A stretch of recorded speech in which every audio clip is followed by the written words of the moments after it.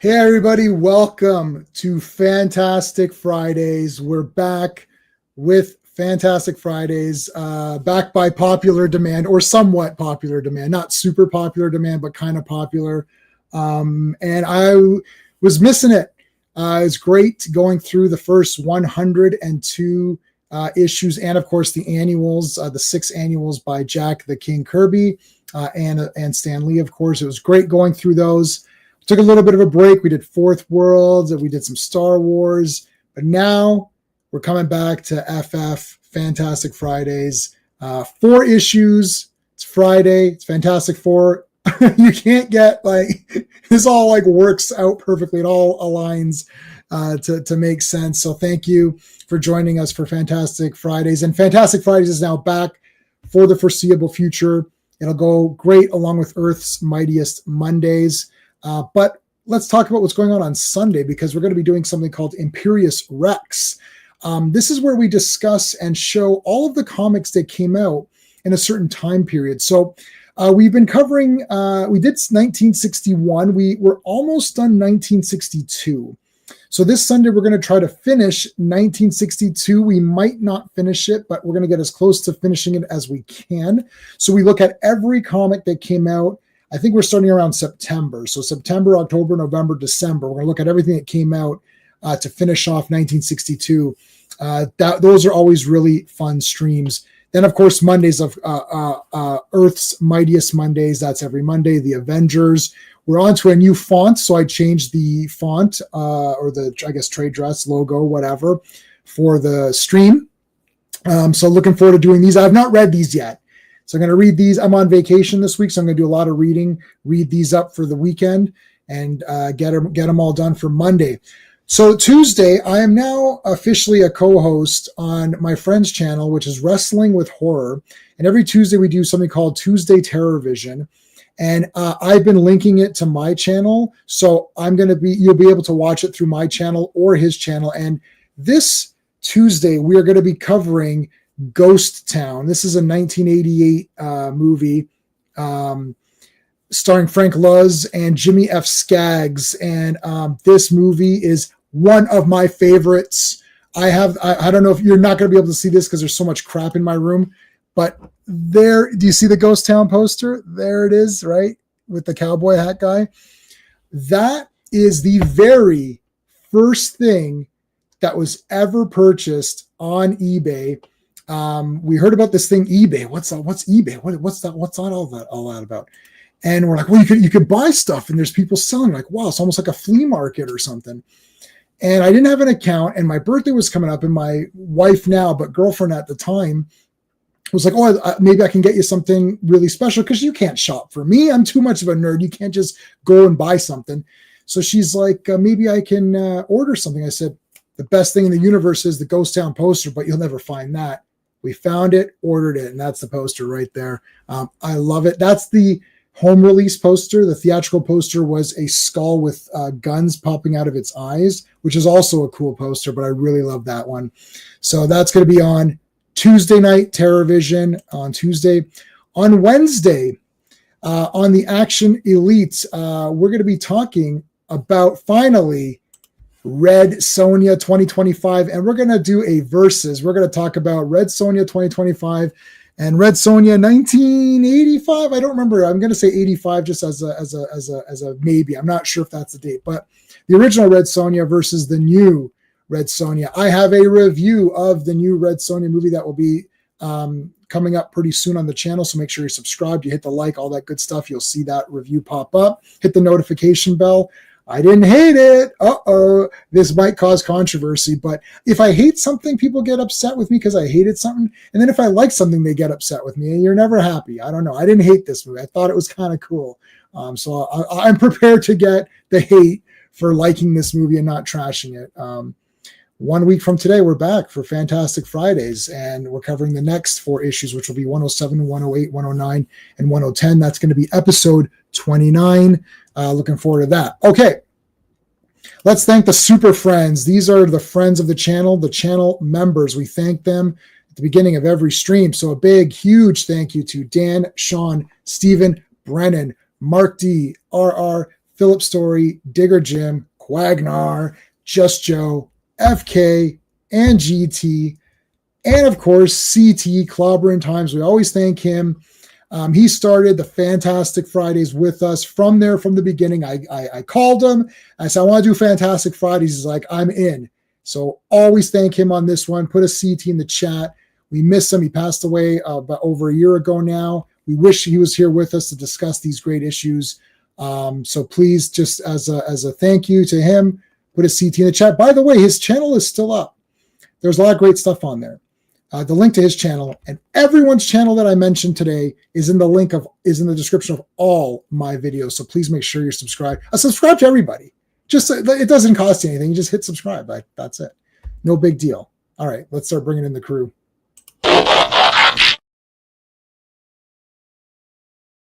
Hello. So what? Big deal. That's what that is. That I know what that's from. That's from Buckaroo Banzai. I know on that one. Yeah, that's we should do that for one of the Sundays. Oh my god, we for sure should. We're gonna need to do 3 streams on it because Ross is gonna have 4,000 side stories on it, I'm sure. Let's bring in another guest. We're gonna talk about that for just 1 second because it's a great story. We'll do Conan. We got a special guest today.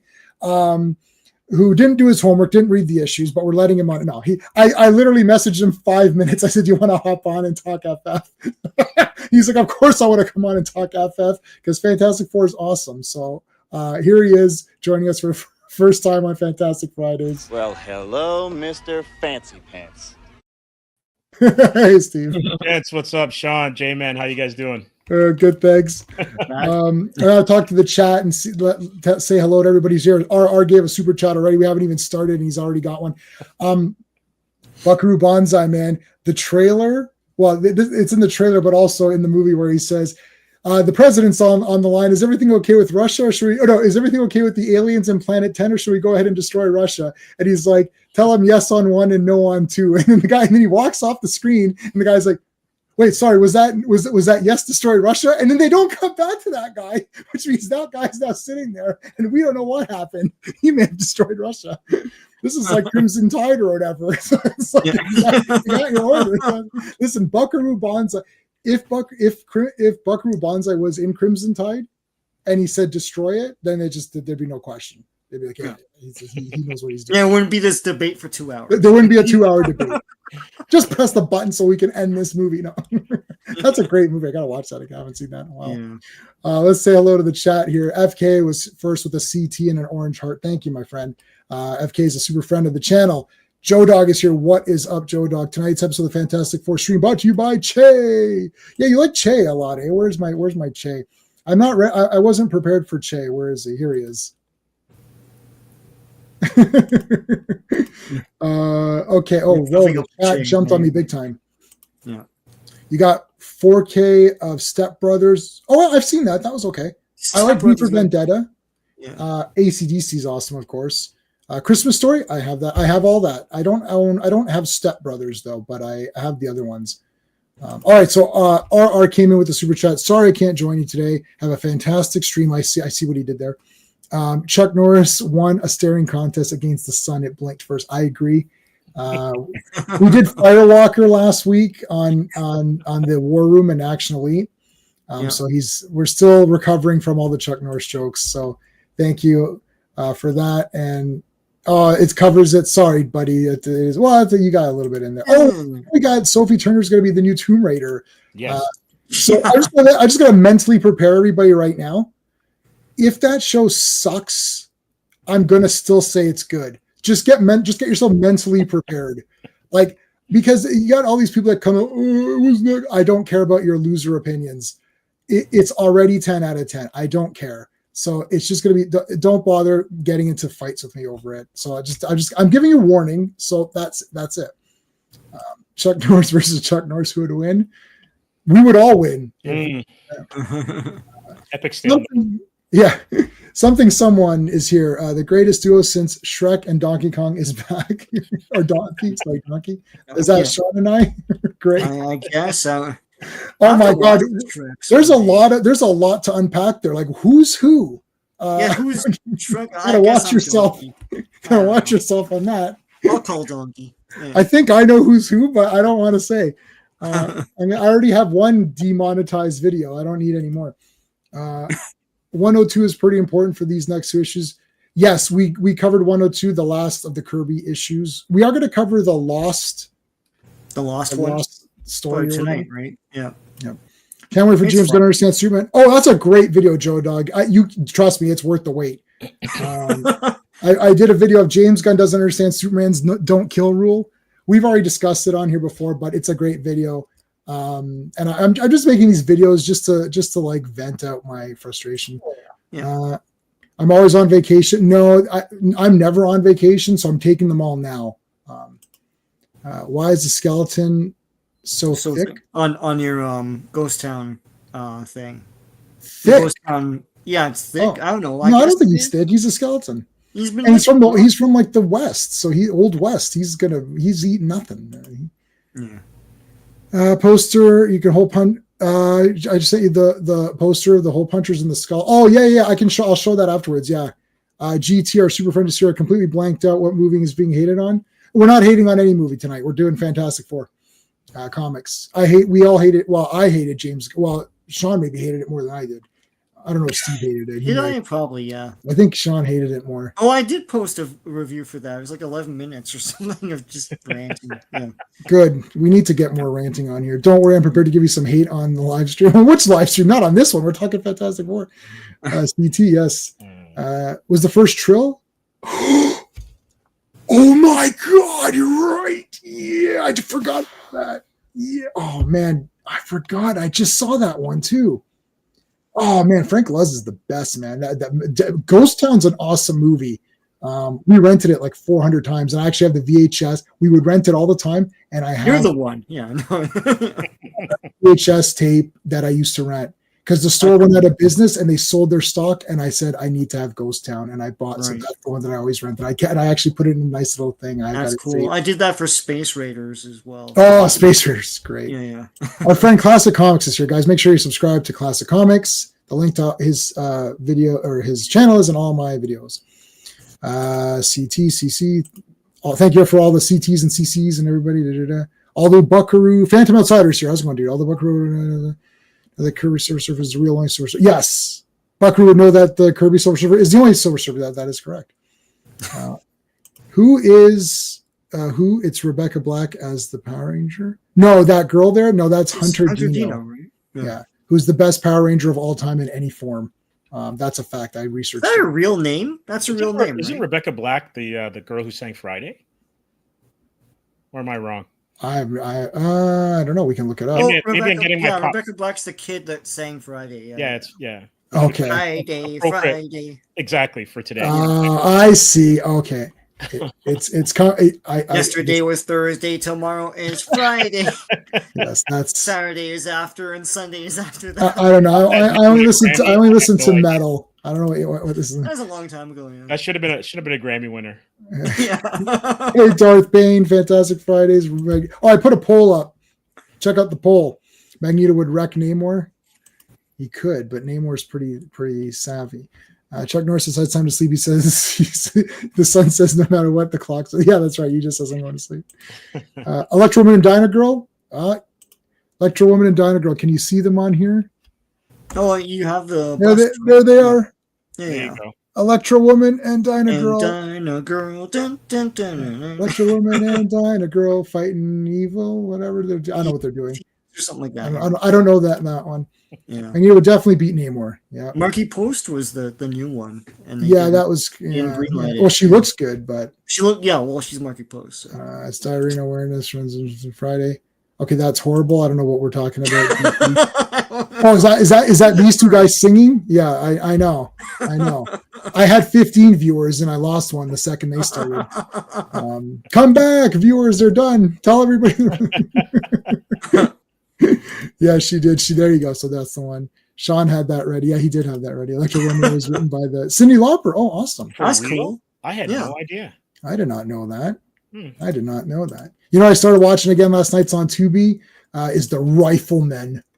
Oh yeah, that Chuck Connors. Yeah, I typed in what is the most badass show of all time, and Rifleman came up. I was like, yes, That's right. And then I started watching. It's literally, you can literally type that in Google, and that's what comes up. Yeah, when I used to have AMC, like they would play it on Mhm. Sunday mornings or whatever. Yeah. I would wake up and watch like 2 hours of it.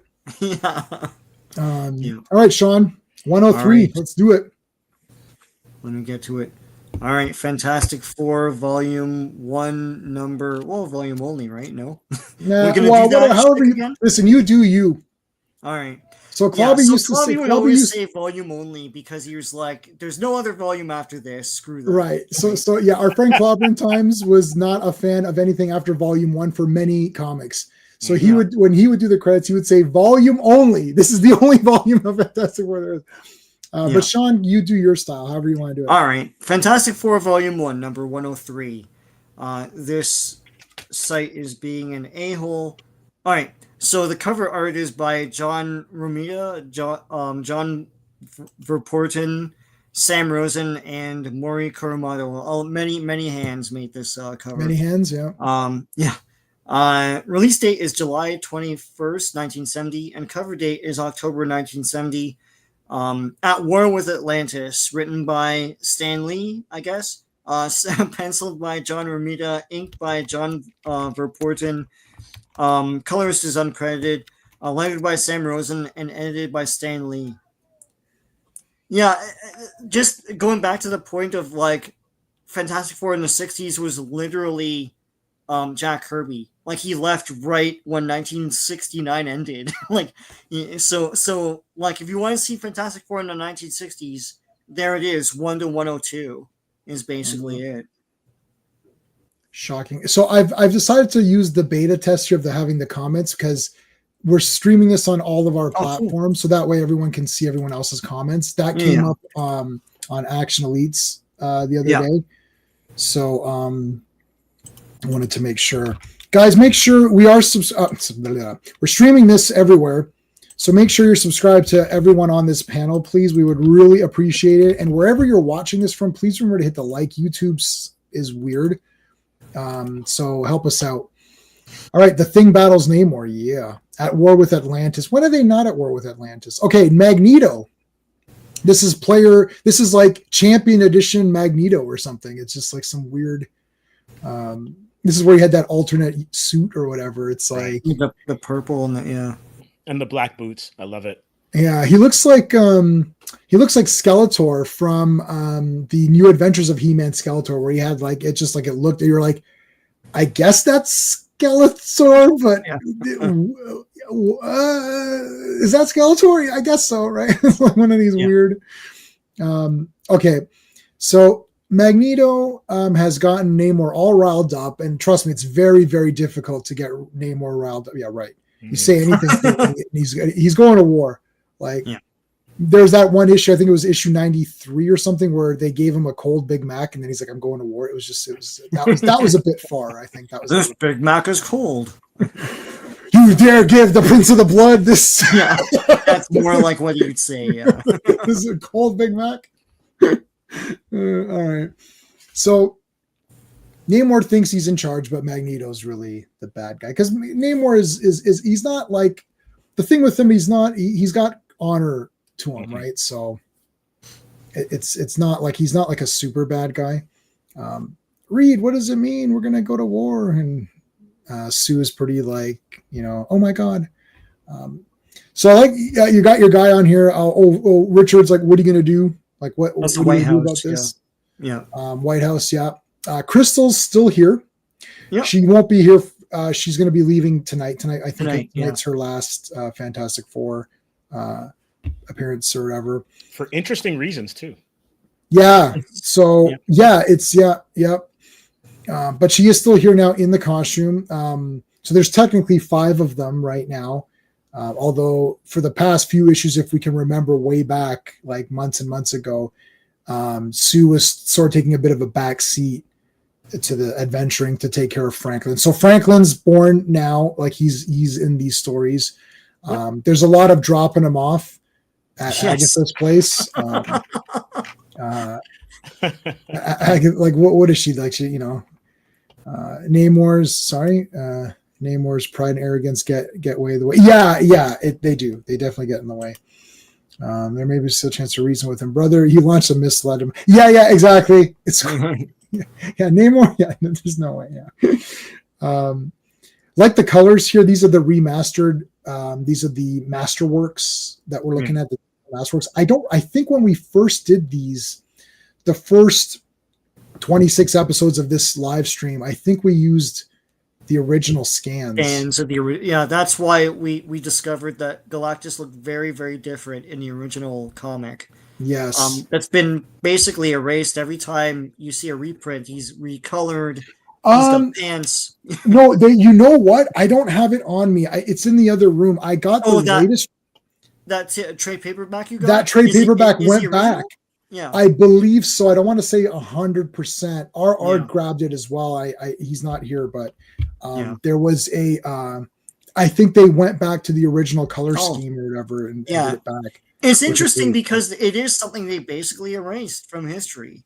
They did, yeah. You know, that now when you think of Galactus, you think of that color scheme with the pants and everything. Kirby believed in aeration. He believed in like having short sleeves and like shorts and stuff. Especially in outer space, right? Yeah, why not? Yeah, it gets hot out there in that ship, you know. If I was Galactus, I wouldn't wear pants. I don't think I'd go full Manhattan. Like I wouldn't go Dr. Manhattan, but put some pants on for God's sakes. All right, so Sue's got the baby. They're going to go to war. There's Richard Nixon. Richard Nixon. Wow. Now there he is. That's John Romita's Richard Nixon right there. Yep. I like that. I see Reed Richards. I think Pedro Pascal.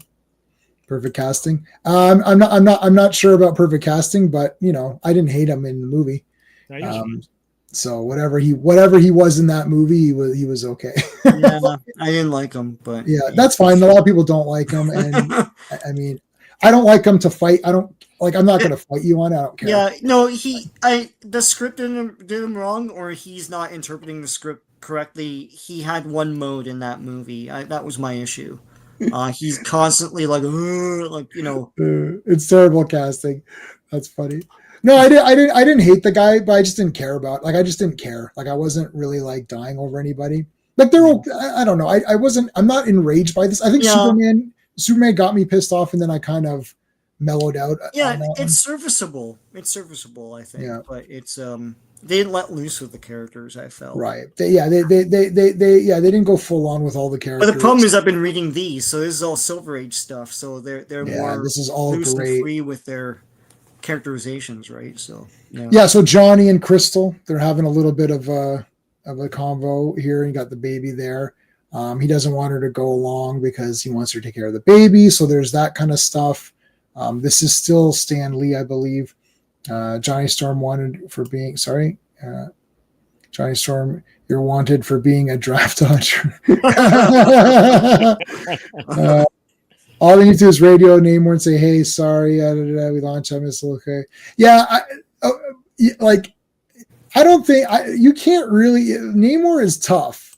Hey, our super friend Quagnar is here. Thank you, my friend, for coming. It's tough to deal with Namor, but I do like that it's still kind of. It's not Kirby, but like it's kind of. I don't know. Like it's weird. It's like. Well, the Silver Age vibes were there, and like it's also weird seeing Romita draw FF like this because for me, I'm a Spidey guy, so I'm used to him drawing Spidey a lot and then doing some Daredevil, and then obviously covers. But to see him do sequentials and then following Kirby, it's really interesting. I like it. He's actually one of my favorite, if not my favorite, Silver Age artists. So. Yeah, but this is very dynamic stuff. Yeah, I was a bit nervous that now that Kirby. The other thing is I didn't read ahead.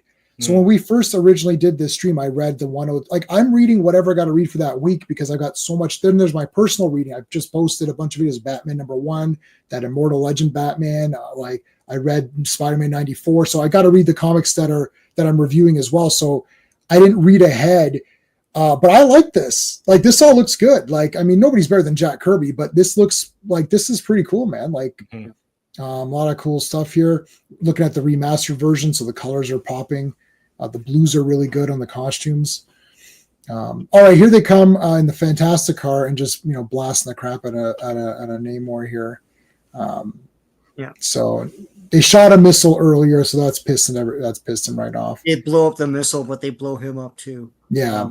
So they try to stop the missile from hitting. So Magneto's in charge. Like if you read, this continues from a stream that we did like ages ago. So it was very clear that Magneto's running the show, right? And he's manipulating Namor and all of that stuff.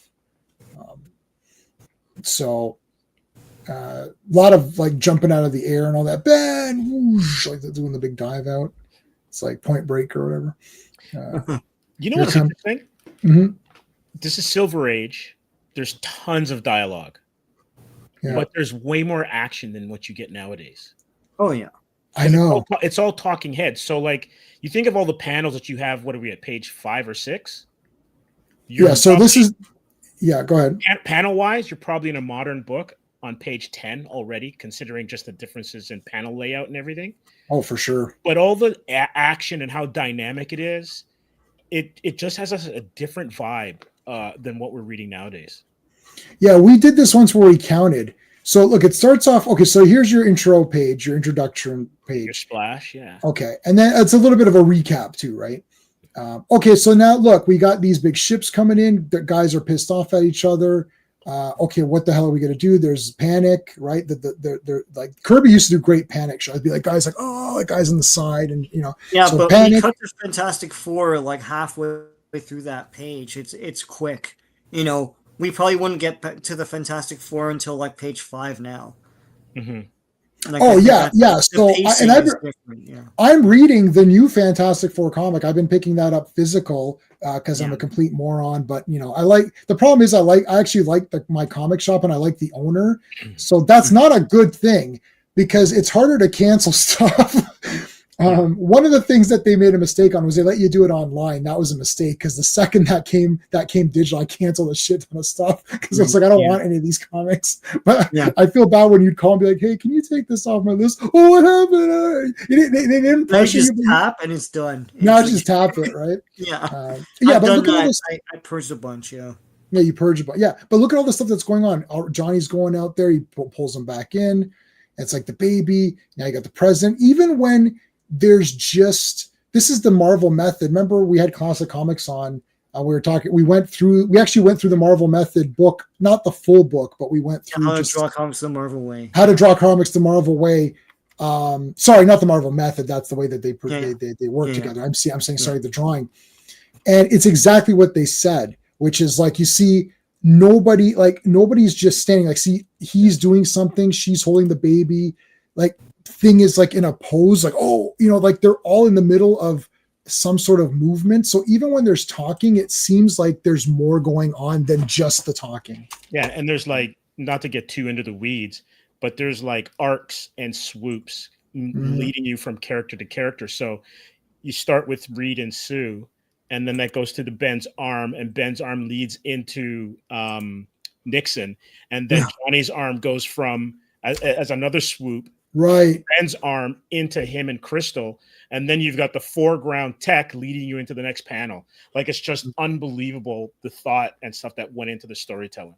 Yeah. Mm-hmm. And even this is cinematic in the sense that like they're doing edits. So now this is so Reed is looking at the screen. So he's looking, like if I'm looking up at the camera, that's the screen. So he's looking at the screen, which is us, the reader now. And then we go from the other side, and this is how you do it in a movie. You'd have the guy behind him talking, right? So, yeah, great. Even when there's no action, there's still action for your eyes to be interested and engaged with the comic. So they get into Fantastic Car. Okay, so now we're back to kind of where we were. They shoot the missile out. Namor tries to stop them. So Magneto shoots a missile out, but Namor tries to stop it. But he's not going to make it in time. And they think, oh, Namor shot one. And then they send the Fantastic Car to destroy it before it lands. And then they accidentally hit Namor, who was trying to actually also stop it. But it was a bit of a misunderstanding. A lot of moving parts, Fanny. Yeah, you're right. Yeah. Okay, so now he's back to Magneto. He's just going crazy. So here's your Atlanteans. Magneto's by himself. There's no other mutants with him. There's no Brotherhood.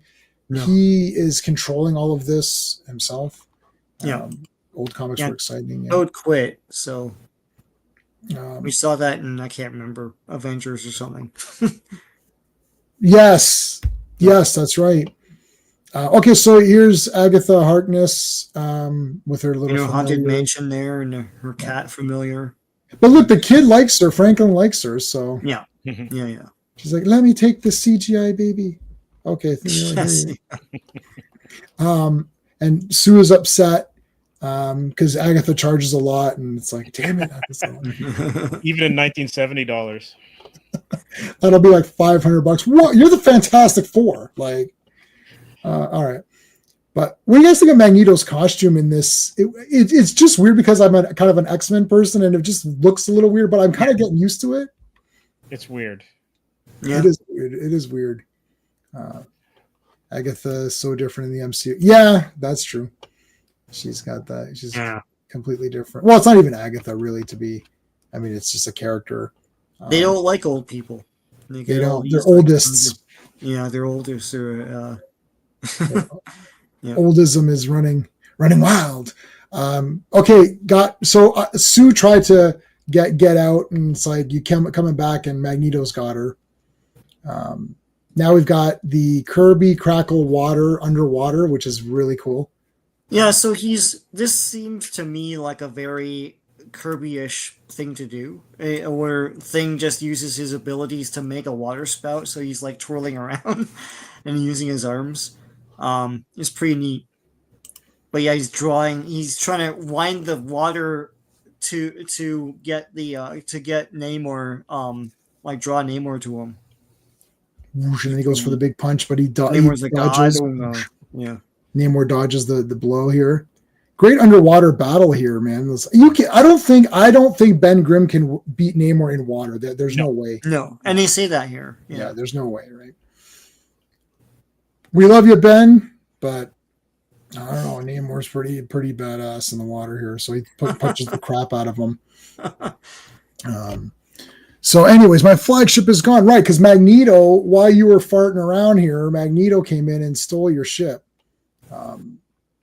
She was giving him some Hogwarts lessons. And someone says kind of like the 2099 Magneto design. That's interesting. I forgot what that looks like. I've got to take a look at that again.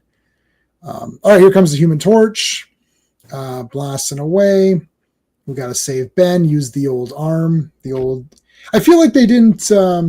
Wait, Ben's talking underwater? Hey, what the? Yeah, there's no thought balloons. I think the thing that makes this exciting is that because Reed and those guys are smart, but they have cool visual powers. I think this is why they haven't been able to really capture this in the movies. Like, Reed should naturally be using his stretchability when it should be casual. Like, yes.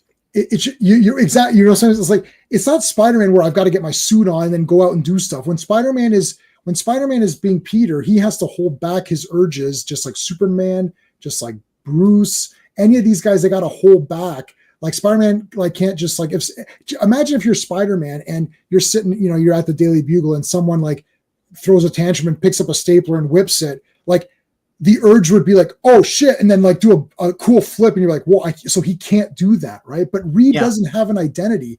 Reed should be like, I need that pen. You know, the problem is that Thing, Reed, I guess in some way Johnny Storm as well. They're very on the page characters, like they're very cartoony characters. Yeah. So in that, like here, like that scroll up again. Yeah. Well, even here too, like. Reed Richards' powers are very exaggerated. Like, right. The thing is, on screen, there's an urge for directors and producers and everyone to say, well, like, the physics of it, like, you know, how would this really, you know, how is he balancing his legs if he's tilted over this way and all that stuff? And so his stretching is very moot in the movie. He barely does all of the movies. All of them. And the thing, like, when he gets mad and stuff, his face contorts in a very cartoon way. it squishes and squashes. His mouth is bigger than his head and all that stuff. And they can't really do that with practical makeups and things or photoreal CGI, right? Yeah. So they're meant to be drawn, these characters. So that's kind of where it sort of lacks on screen. Yeah, anyway, and Johnny's got to be on fire, which is going to cost money. And he does it. Yeah, and his thing is when you see him, he's zooming around the room and stuff because that's visually interesting. They can't really do that in the movies because he'll just be like, oh, you'll run into people. Yeah, well, that Johnny Storm would cost whatever thousands of dollars per second of him doing that, right? Like, yeah. If he's walking, it didn't stop him in the Roger Corman movie, but yeah. Well, yeah, I thought that looked cool. But yeah, it's not a problem with any specific movie. It's just these characters are designed that way.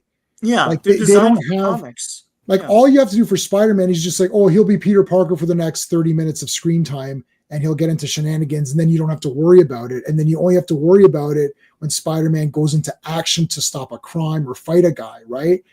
And then it's cool. Then you just CGI the crap out of everything. But those are scenes. Fantastic Four. Like, if you could stretch right now, you just like I said, you guys said, oh, can you see that trade paperback? Sure. Yeah. Like, I would just stretch and get it for you, right? Yeah. Even when he's in the lab, right? When he's doing experiments, he's always stretching to get something, to look at something, to like do something on a machine that he's made. Mm-hmm. And you're right. It's one of the things because they don't have any secret identities, you don't have quote unquote downtime. Like they're always on. Yeah. That's an interesting point for Superman. Yeah, Spider-Man's got negative.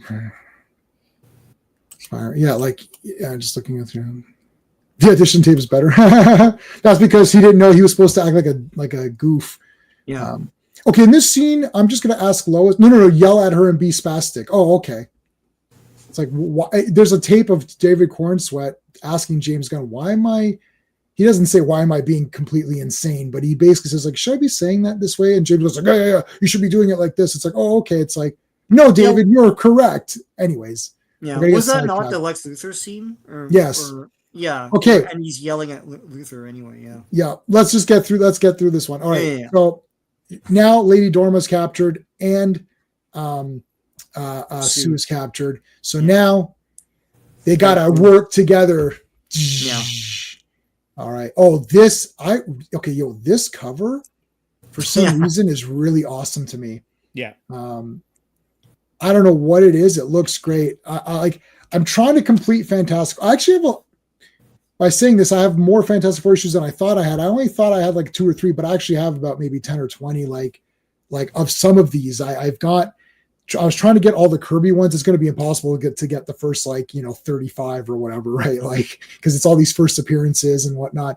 But like starting from like 50, I can try to start whittling down 50 but I might continue these on. I originally was not going to continue these on, but I think I am going to continue getting these at least up to John Byrne. My advice to you is to go through at least to the 200s. There's some fantastic stories, especially like when you meet Doom's son around 199, 200. Christoph or whatever. Yeah, and Keith Pollard's drawing them. There's some great stories. And then Bill Sienkiewicz actually draws like Neil Adams, so you can see like how he started around 220, 219, 220, 221. Mm-hmm. And his stuff was great, but he was getting a lot of flack, and that's when he changed his style when he did Elektra Assassin. Mm-hmm. Okay. Oh yeah. I like. Oh, Elektra Assassin. Yeah, that was weird. It was a hard shift. Yeah. Right. If you're not expecting that, but like now you think about it and it's like, well, that's how he's always been, and you love it. Yes, right? That you're right. You're right about that. Yes, I remember going back because I got into an Elektra hype when we did all the Frank Miller Daredevils, and I was like, oh, let me go get back and look at these. Like, oh yeah, this is that weird. I remember thinking at the time, like, oh yeah, that looks weird. I think I'm good. Like, yeah, but like you think of like Jay Lee. Jay Lee's essentially Sienkiewicz on another level, right? Just taking it in a different direction. But that whole kind of like style of drawing and using like painterly or something, or painterly kind of look was groundbreaking. Yeah. All right, Sean, 104. Let's do it. All right, Fantastic Four Volume 1, number 104. The cover art is by John Romita, John Verpoorten, Sam Rosen and Mori Kuramoto. Release date is August 18th, 1970, but the cover date is November 1970. Our World Enslaved, written by Stan Lee, penciled by John Romita, inked by John Verpoorten, lettered by Artie Simic, and edited by Stan the Man Lee. Question: what do you guys think about dialogue on the cover?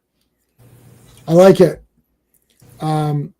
We're approaching to where. Okay, we had a discussion on this. Firstly, I love this cover. I love everything about it. I love when the covers are the thing that's happening in the comic. Yes, love that. I love the like Texas, but the bubbles are completely fine for me. I don't like, because now we've got these cover artists, which are basically in my mind drawing one picture. They need to draw one figure, one picture, and make it look nice, and they have X number of days to do it. And they come out and everyone's like, wow, this cover's the best. You're the best. No. You know what's hard? Drawing the whole damn interior. Because I could do a cool cover too if I could use cool font generators or whatever and make up something, right? It's tougher to do. And because I see this as equally tough, and I also like I don't like when the cover is not the comic either. Like, I know this is a thing where there are cover artists and you open the cover and then you open the comic, you're like, hey, that doesn't look like the cover. Right. That also would irk me as a kid. But this is like an example of what I love. At least it's a visual representation of what's happening. It doesn't have to be an exact panel that happened, right? But at least it's like, oh, they're going to be confronting Magneto and looks like Sue. So what is it? So I did, I'm a kid. I went into my 7-Eleven. I was like 104. Oh shit. Okay. Well, I didn't see 102, 3, 4, so I didn't see the first 5 before this. It's like, what's happening? It's like, okay, well shit. Is that Magneto? Yeah. Magneto's there. And he captured Sue. Oh my God. And then he captured that blue lady. What's going to happen here? It's like, oh, that's Namor's girlfriend. Yeah. What's going to happen? And oh shit, they're going to fight him in here. There's all these other guys like that. I like that. So I don't know what your opinion. What do you say, Sean? I don't know who wrote this, but like it does get the story across. So like, attack me and those you love most will die, and then Namor I could do without his thing, but like Reed is like, we have no choice, the human race is at stake. So it's conveying that. I liked these kinds of covers as a kid because you could get exactly what's happening out of this, rather than a box saying the same thing. A box could probably say the same thing. But in terms of the basic dialogue, I don't know if it's Stan Lee who put these bubbles in, or if it's Sam Rosen or someone. But I like it. What's your opinion? I personally like it. Because what it is, it's basically a trailer, right? Yeah. You think of a modern book, you can pick up a book and you don't even know what the story's about. And I don't know if it was like, there's like is it Immortal Hulk or Infernal Hulk or whatever? There's a Hulk run right now where there's a slew of variants, and like a retro Miss Marvel is on it. Yeah. Right. So Carol Danvers is Miss Marvel from the. Yeah. And I'm like, is she even in the story? Or when you have like those theme months where Spider-Man's on a Wolverine cover. Yeah. Why is this? And I'm like, and it's like, why? Not to sound like an old man screaming at clouds, but if I'm getting a book, I want the cover to tell me what's in the book. That's I know what I'm buying. But like, what I want to read. Yeah, you know what I can't stand is those what if Disney things. Yeah. Because as a Disney fan, the first time I saw one of those, I was like, oh, I thought the comic was a Disney, like a Mickey Mouse and Donald Duck tale or something. And I was like, oh, and then I bought the thing like an idiot. Right. And it's like, oh, it's just the cover. And then weeks later, I heard people saying, oh, I want to get the Disney. It's just for these collectors that want to get the Disney covers. But the cover has nothing to do with the comic. Yeah, it's just a picture. Just a novelty of like, oh, look, we drew Iron Man as Donald Duck or something like that. And it's like, why in hell would you do that? I thought this whole thing was a Disney thing. Oh, well. Yeah. Yeah, Sure. no, I agree. It's like, what does this have to do with the comic? And it's just a cool picture. I may as well just download it. You can get a high res version. All these artist poster stuff, you get a high res version and print it out go to Walmart, or go to Staples, take your little USB, stick it in, pay 50 cents or whatever it is. And then you get like 11 by 17. They print it right there for you. Yay. I've got that. Like, what does that have to do? Marvel should find a way to be able to get those variants to be art pieces for fans to have. Yeah. Right? Like, I'd much rather get like a limited edition version of some of those covers. Like, I remember Vaughn and I, when Greg Capullo dropped the Hulk cover variant that he did, and it was like Kirby, but with a Capullo kind of slant to it, and it was like, this is the best Hulk drawing I've seen in decades. Right. I would have loved that as a poster. Right. Yeah. Yeah. Just do that then. Limited edition, embossed, whatever, stamped. Give me that. That's on my wall. Yeah. How long are we spending? I'll say this one last thing about the cover. I even like the Mort Weisinger DC Comics fake out covers where it's like Superman's being an ass to Batman. Some of my first World's Finest I dug out of like back bins and stuff were those things. I'm like, oh my god, I was taken in by, oh my god, why do they do? And then when you read it, nothing like that happens. So yeah, right. So he lied to your face. Yeah. All right. So final chapter here. They're teaming up. Well, we can go through this one a little bit quicker because it's already set up from the last one. It's just concluding it all. They've got to save Dorma and Sue. They got to be careful because they're going to mess. You went back and you've spent 8 minutes of it. Well, that's good. Now you got the income. We didn't spend 8 minutes on the cover. We talked about covers in general. It was very informative. If I say so myself.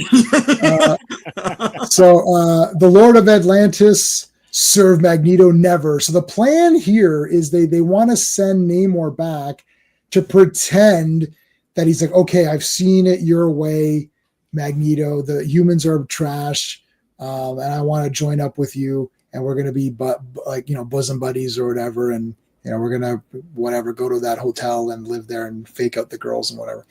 And it's like he's like, well, I don't know if I want to go that far, but anyways. I don't care. Okay. So anyway, so they go to he's going to go back. Now Magneto is wearing this like super, look at this. Like what? This is like upgraded Magneto here. Mm-hmm. Yeah. Like an exoskeleton or something. Yeah. I do like the Atlanteans. Like, look at this guy. He's thinking to himself, man, my helmet's way better than this guy's. Right? Like he's like, I'm glad Namor gave me this helmet.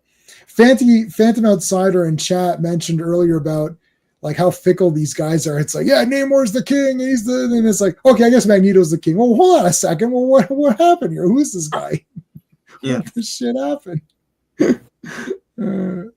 So, anyways, so Namor comes in. He's like, okay, I'm going to join you, but he doesn't. He has to still have his fist up, and it looks very suspicious. I don't think Namor's a great actor, but they're all tied up. So that's terrible. That's classic 60s storytelling. Oh, I love it. Like it's fine. Yeah. Listen, they got tied up. Wonder Woman tied everybody up. There's a whole fetish thing in Wonder Woman. That's part of her whole shtick. Her creator. Yeah, her creator was definitely into that. I watched that movie about him or whatever. That was great. Mm-hmm. And he's like, oh, so we just tie them up. Who cares? Where's the Magneto amplifier? I don't know. It's Namor unarmed. That's not all. Namor unarmed is super dangerous. So Magneto, this is before the mask got like more enclosed into his face and kind of gave him some better shadowing, which looks cool. Mm-hmm. This doesn't look as cool. So Crystal is very powerful. They have nerfed this character. Like, guys, what the hell? Send Crystal out there. Like, put her in the field, man. Like. Yeah. I know she's one of the most powerful right now. So yeah, she's badass. Like Nixon's like, no, don't put her out there. I don't trust her. It's like anyway. So they're like, hey, like Johnny's like, hey, this guy's Nixon's back on the screen here. Richard, what do you want? Failed me and your nation. I can't really do it, but I can't do it. Oh, it's like he's just like Richards. You're a POS, and you effed up, and you effed me in the A. See how they spell America here. Just like how he talks. Yeah. This is a sad day for America. America. This is a sad day because Reed Richards failed. You know what? It's like you know what, Mr. President? Why don't you get your ass? Oh, hold on a second. Where's my video on that? I've got a great thing to match this. Do I still? I hate how they've changed them. They changed all the videos around. So here it is. Here's what I would have said to the president. Well, when you get some kind of master plan, you let me know, huh? That's the best line in the movie. We saw that at York University, and like the whole crowd erupted when he said that. Yeah, listen. Look, Keith David is 10 out of 10. Everybody knows that. That's standard. Yeah. But listen, he effed up in that movie badly. I love Keith David. I'm with him all the way. But he effed up. Didn't want to put on the glasses. That pissed me right off. And then he's being a dick in that hotel. Oh, well, listen, man. What do you think's going on around here? I've been fighting. I've been on the ground since the whole thing started. Anyway, he was a skeptic, man. He was a skeptic. I know. My grandfather was even like, my grandfather in Croatian was asking, he's like, why doesn't he put it on? I said, it's just the thing. Don't worry about it. Put on the glasses. Yeah. Yeah. He's like, how come he doesn't put them on? I was like, don't just watch the movie. Because my grandfather would ask too many like rule breaking questions. Like, oh, wouldn't they just do this? It's like, no, they don't do that. Like, just don't worry about it. Yeah. Atlantis, they look awesome. Reed that's a Kirby-esque face. Look at that. Yeah. That's not John Romita. That's Kirby right there. Yeah. All right, guys, we've got to do something here. Flame on. Dun, dun, dun. All right, Namor attack. Now it's going to be all fighting. Even when Namor flies, they've got like you've got the lines. Mm-hmm. Namor is always, they give Namor those eyebrows that always make him look angry, and he always has a fist, so he's always angry. He's like Worf. Yeah. The red Atlanteans look cool, or there's some red ones up here. I do like the red armor on these guys, yeah. All right, you people, go to your jobs, go work for us. It's like, well, I was going to go to my job anyway. Well, then fine, continue on. Like, I don't know. All right, so there's the two women tied up. They are going to be in those tubes, I think, though. So he I forgot what call me a coward. What was he doing here? I always write notes and I never read them. Oh yeah, the device and all that. Okay, so wait a second. Was she neutralized by those bands? Yes, she couldn't turn invisible from those bands, but then she, you hear those cheers? They're here for me. Yeah, that's him talking, and then it's like, you call me a coward. So she's trying to bait him into getting him angry, and then once this is destroyed, she can turn invisible. Well, when you're dating Namor, you know all about trigger. How to trigger? Hair trigger personalities. Yeah, what'd you think of Germany, Magneto? Oh no, that's later. That's not in these issues. It's like, oh, okay. Yeah. Oh, what's going on, dude? Weird seeing Richard Nixon as that is count. Well, he served many terms in Watchmen. If you go by the Watchmen continuity. Yeah, back when he was respected. Yeah, this is pre. You know about Watergate just yet, So yeah. So they're okay. So this was smart. Having all controlling everything around so that it would go, and then now that he knows where he can see, he can outline. Yeah, that's cool. Mm-hmm. That was a cool idea. No, look at all the crap though. Look at what a mess he made. He's like, damn it, I've got to clean all this up because I don't have Toad with me anymore. So it's like, let's go to this like awesome like area here. Like, what is going on? This big central. Is this where is this? Central Park. It is Central Park. Okay, yeah. So Lady Dorma's got the helmet outside of the ship, I guess, right? Yep. No, she's got the thing, dude. She Fancy, she's got it. See, she's got a bowl there, but not here where she's not in the ship though. When she's in the ship, when she's captured, she doesn't have it. Right, yeah. and then now she's in a water tank. I know, but in the ship. She's not in a water tank. She doesn't need it in the ship. Yeah. She needs it outside or whatever. Yeah, I look, it's comic knowledge. It's comic book technology. Like, okay, you don't need it here. Yeah. All right, here comes Namor. Release her, you fiend. It's like, I know the type of man you are, Magneto. You're a loser. You're a slacker. Your father was probably a slacker too. And he's like, no, Namor, you're a slacker. No, you can't throw your insults back at me. Yeah. He's pointing. You want another one? That's another one. You want another? That's another. So, lobby, elevator, roof. Okay, cool. That's good to know. I love Crystal's basically the Oracle, Barbara Gordon in these issues. Yeah. Stick by the monitor, show us what's going on. Yeah. I can control like all the elements and stuff, right? Yeah, like, I should wipe the floor with this army. Like, I could just free the entire army. Like, just put them right back in the ocean. Yeah. and then Reed's like, well, Johnny never told us you could do all that cool stuff. It's like, well, what the heck? And Johnny's like, oh no, I wasn't paying. I don't know what she's doing. So she's sorry. She leaving the ship now? Has the helmet? She then she has in the water. No matter what. Why not though? Maybe there's some sort of like moisture in the air that's doing it. It's comic books. Humid in there. Yeah, I don't know. The Batman rule, because it's Batman. That's why. Yeah. How can Batman do this? Because he's Batman? I don't know. Just villains always letting someone else do the work when they can just win quickly. Magneto can ruin the whole backstory. Yeah. Well, yeah. Magneto doesn't want to use up his power. Maybe it's like it's video games. He can only use his mutant power twice or something in a round or whatever. Grabbing the elevator here. That's cool. Here come these guys to attack Thing. Reed punched her on the corner. That's cool.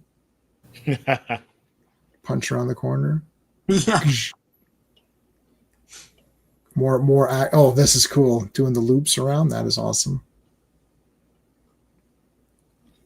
Johnny Storm lands. Oh, there's the what was it? They got this device now that can turn his powers against him, or it sucks up his energy or something, right? Yeah. And makes it into like a glass cage or whatever. I can't remember. It projects it back, so it's like it absorbs his energy and shoots it back and reforms it into some sort of containment thing. You'll see how it works. Hold on. Yeah, it's a Reed invention. You just go with it. It's Reed. He can. It's like he can do it. Yeah, like teleporting the Earth to another universe. Or whatever. Sure, I didn't mind that. I know people got got upset over that. I was like, it's Silver Age. Like it's very Silver Agey. Yeah, it's Silver Age. It's like Superboy literally cut a planet in half and then reattached another half to like form it again. I'm like, okay. And then you get people like, oh, that wouldn't happen. Oh, it wouldn't happen. You know what else wouldn't happen? Superboy. That also wouldn't happen. So, anyways, Crystal, it's like, let me use Kirby Crackle. Shit, I'm going to use Kirby Crackle. And then it's like he points that projector and he shoots. Look at Thing. He's holding him. There you go, Sean. See, they've explained it. He's holding him. He's holding him steady. But not, Not before, though. Yeah. I like this. Everyone's doing something. So the two men grab the women. Yeah. And then Crystal's destroying shit. And she's then like, I don't know what she's doing. Ionizing the. She was destroying those capsules or whatever. Oh, okay, yeah. And then Thing is holding Reed, and Reed is pointing the projector at him.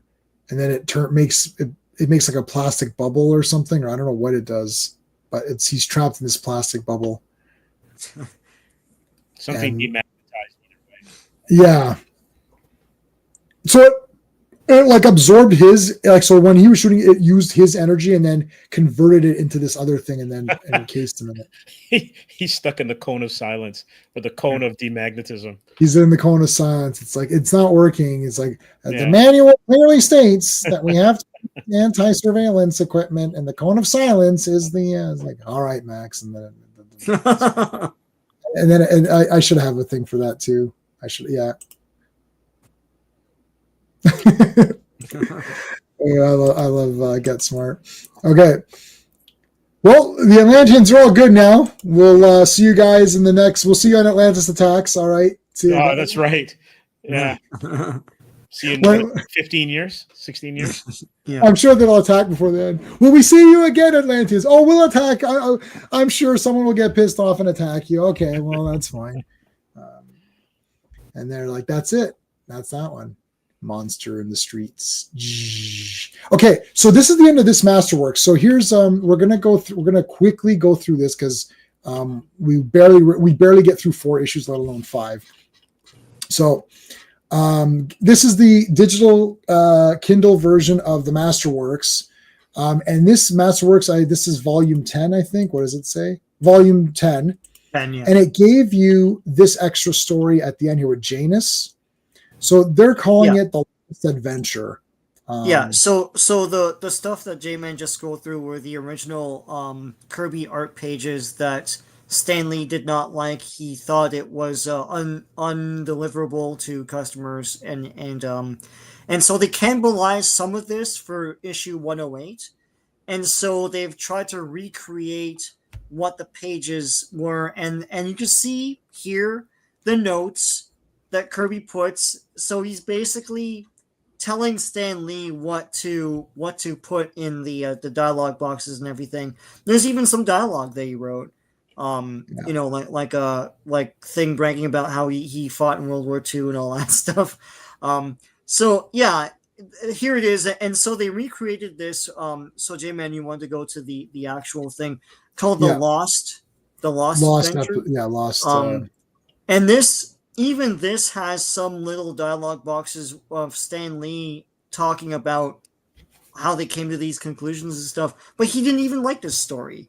So anyway, here it is. Yeah. So we'll go. It's about Janus. It's actually a really cool story. Yeah. It's neat.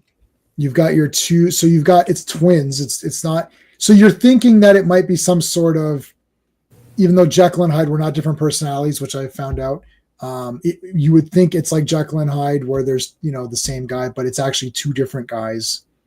Yeah. And so one of them is a villain who has like technology, has like this like belt and chest thing that he can do stuff with. Yeah, he's got superpowers and all that stuff, and he's a menace. He goes and destroys this bank, and like Thing is doing banking in the vault. He's like, I don't know what he's doing. He's in a safety deposit box. Yeah, safety deposit box.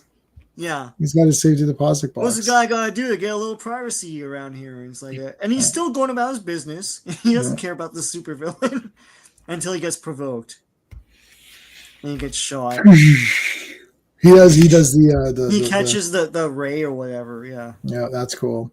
So they have a little bit of a fight, which is awesome, of course. Yeah. And then Johnny Storm comes in, and he's like, I'm sorry I was late to meet you here. And then he blasts the door, which is awesome. Yeah, that's a cool panel. Yeah. This is all cool. Yeah. They wake up. You okay? Yeah, I'm okay. And Thing's wearing like regular clothes and sweaters and stuff. Yeah. Yeah. So Reed remembers a childhood friend that had the same name, Janice. So he's gonna go visit him. Maybe that guy has something to do with this.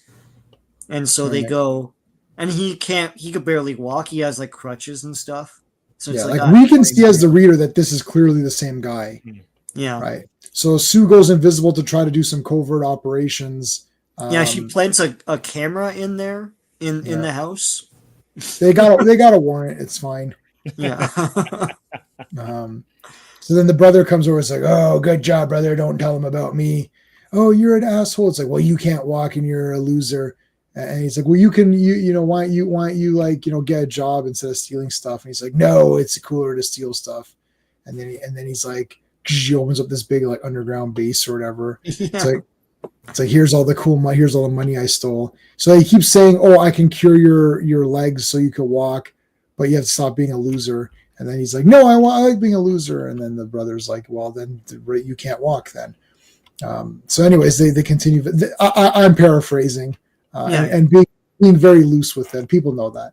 Everyone, I hope everyone knows I'm being very loose on this. Yeah. Somebody actually says, it's like, wait, did they say that? I was like, really couldn't write dialogue. No. Yeah, Stanley wrote, "You're a loser because you're crippled." That's what he wrote. Anyways, that's exactly what was written. I'm reading it. So, anyways, They go and stop them. It's standard good Fantastic Four. I thought this story was great. Cool, I don't know what Stan Lee was talking about. He couldn't understand it or something. I don't know. It maybe they're coming more and more to a head. Yeah. The whole 1 to 102 is interesting to read because the whole Marvel method of it all. It's like who wrote what here, Right. But seeing those pages, it's like Kirby's totally telling Stan Lee what to say. So it's like, Stan, you got some explaining to do. I don't know. I don't know why Stan Lee, they should have Vince Coletta those side notes. Yeah, just get Vince Coletta come in and it's like, ink this. Like, okay, and he just erases them. Yeah. Do you want me to ink these notes on the side? No, especially not those. Erase those. Why do you think we got you? Yeah, you are the eraser. So yeah, I actually found on eBay one of the actual erasers. I'm just joking. This eraser erased Fantastic Four 105. Oh my god! Is that the one? That's the one. Yes. Oh, Vinny. Yeah. Oh, Vinny. Okay. So where did this show up? Is this like 108? Is this issue 108? What is this? Yeah, 108 is a variation of this. So we'll get to that next week. Okay. But some of the art is used in 108, so some of it is Jack Kirby, and I can't remember. We'll get to it. I can't remember if they credited Jack because they're using his art. So when was this finished? I think this may have come out just as a special thing, just to for this omnibus. Yeah, because I'm looking at this and I'm like, I think there's some Ron Friends in here. Ron Friends. There's just some because he had a little bit of that Kirby-esque stuff when he took over from Stevenson for Thor. The inking is janky to me. Yes, it doesn't feel like Kirby at all, even though I know it is coming from that art because we just saw it. Mm-hmm. But it looks different. It might be inker by committee too, though, right? Yep. Yeah. And I don't know how many page. Like I don't know if they showed us all the pages of this, so we don't really know. And we don't know how much of it was even finished. Maybe he started doing a bunch and Stan's like, no, forget it. And then someone came in and just kind of try to cobble it together and finish. It's like they say there's missing panels. Everything that was in those original art pages that they show in this thing is everything they can get and find. But so it's cool to have this as a specialty thing. I don't want to spend any more time on it, but so Janus was two guys. The brother was going to kill the other brother. He was just fed up and he was just going to shoot him, like flat out, just shoot him.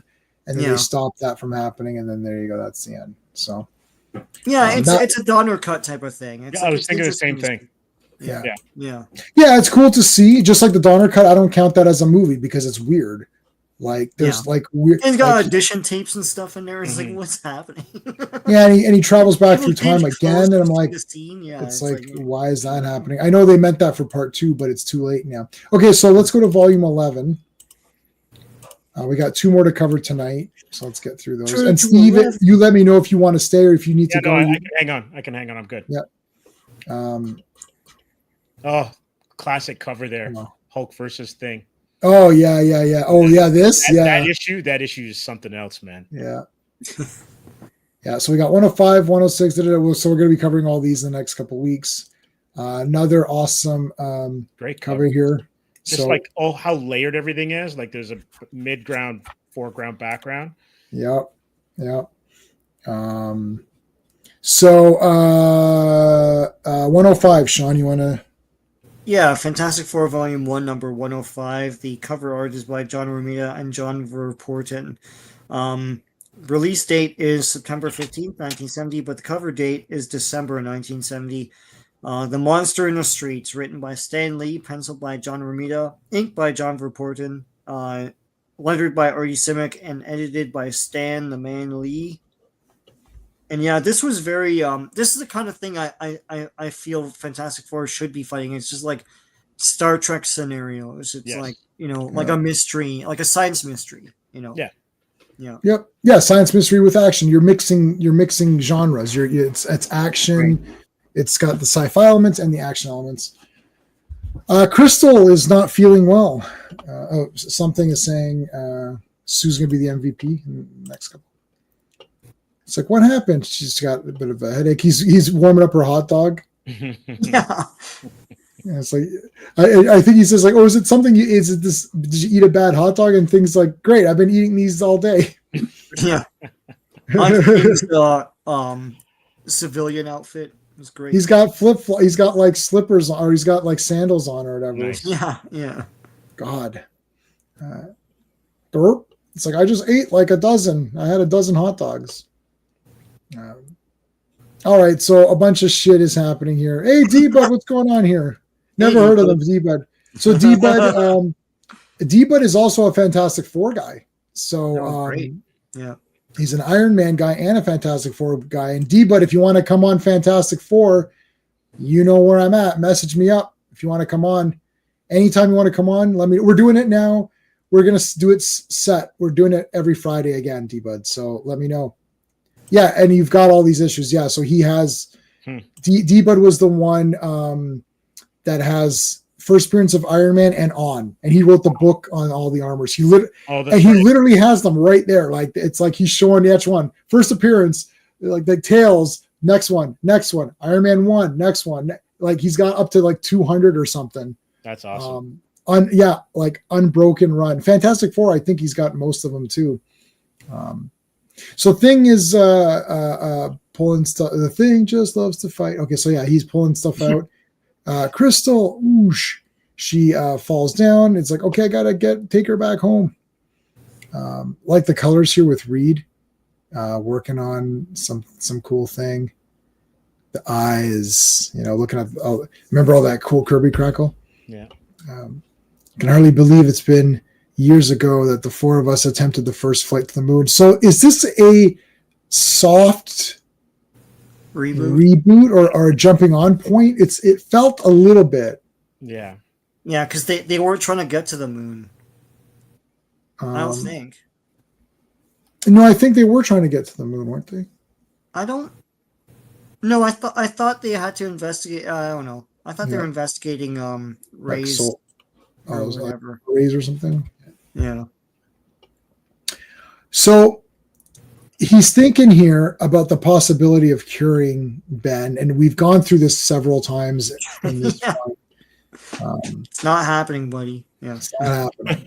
Sue is out for a little bit of shopping. So D-Bud might pop in. Yeah, there's never any pressure with me. If you want to pop in, you can. If not, then that's it. You can't. I don't get offended or take anything personally. People have things. You don't need to get back to me. Like people have busy lives. It's like you're not running on my schedule or whatever.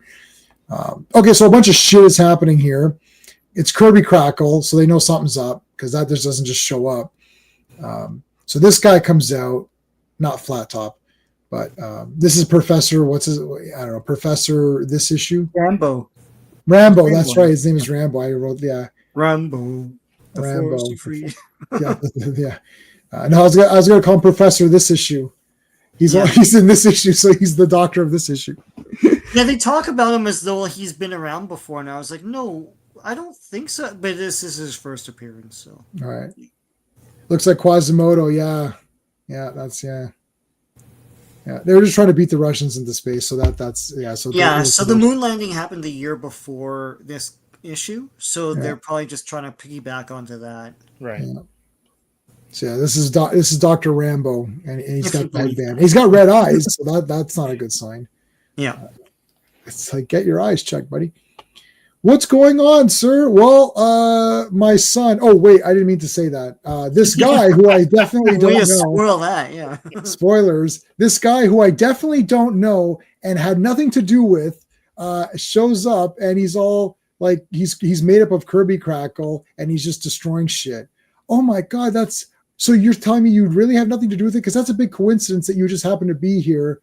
And you have nothing to do with this guy. By the way, how's your son doing? We haven't heard from him in a while. He's just fine, actually. He's fine. He's totally fine. Every kid reading this knew what was going on. You're like, oh, that's your son. I know it. Crystal asleep here. Looks very pretty in the nice light here. Reed, what the hell's wrong with her? I don't know, Johnny. She's firstly Reed's pretty rough. Get a grip on yourself. Yeah, what a you know. But you know what though? Johnny says, "What if it was Sue Yes. or whatever?" Yeah. Yeah, give me a break here. Looks like Dr. Comeover. Paging Dr. Comeover. Dr. Comeover. Thing comes in. It's like, my sandals got ruined. It's like, damn it, what's going on? Well, there's some bullshit happening. But then Reed says, I checked Crystal's blood and she might have something in her blood that can cure you. Yeah.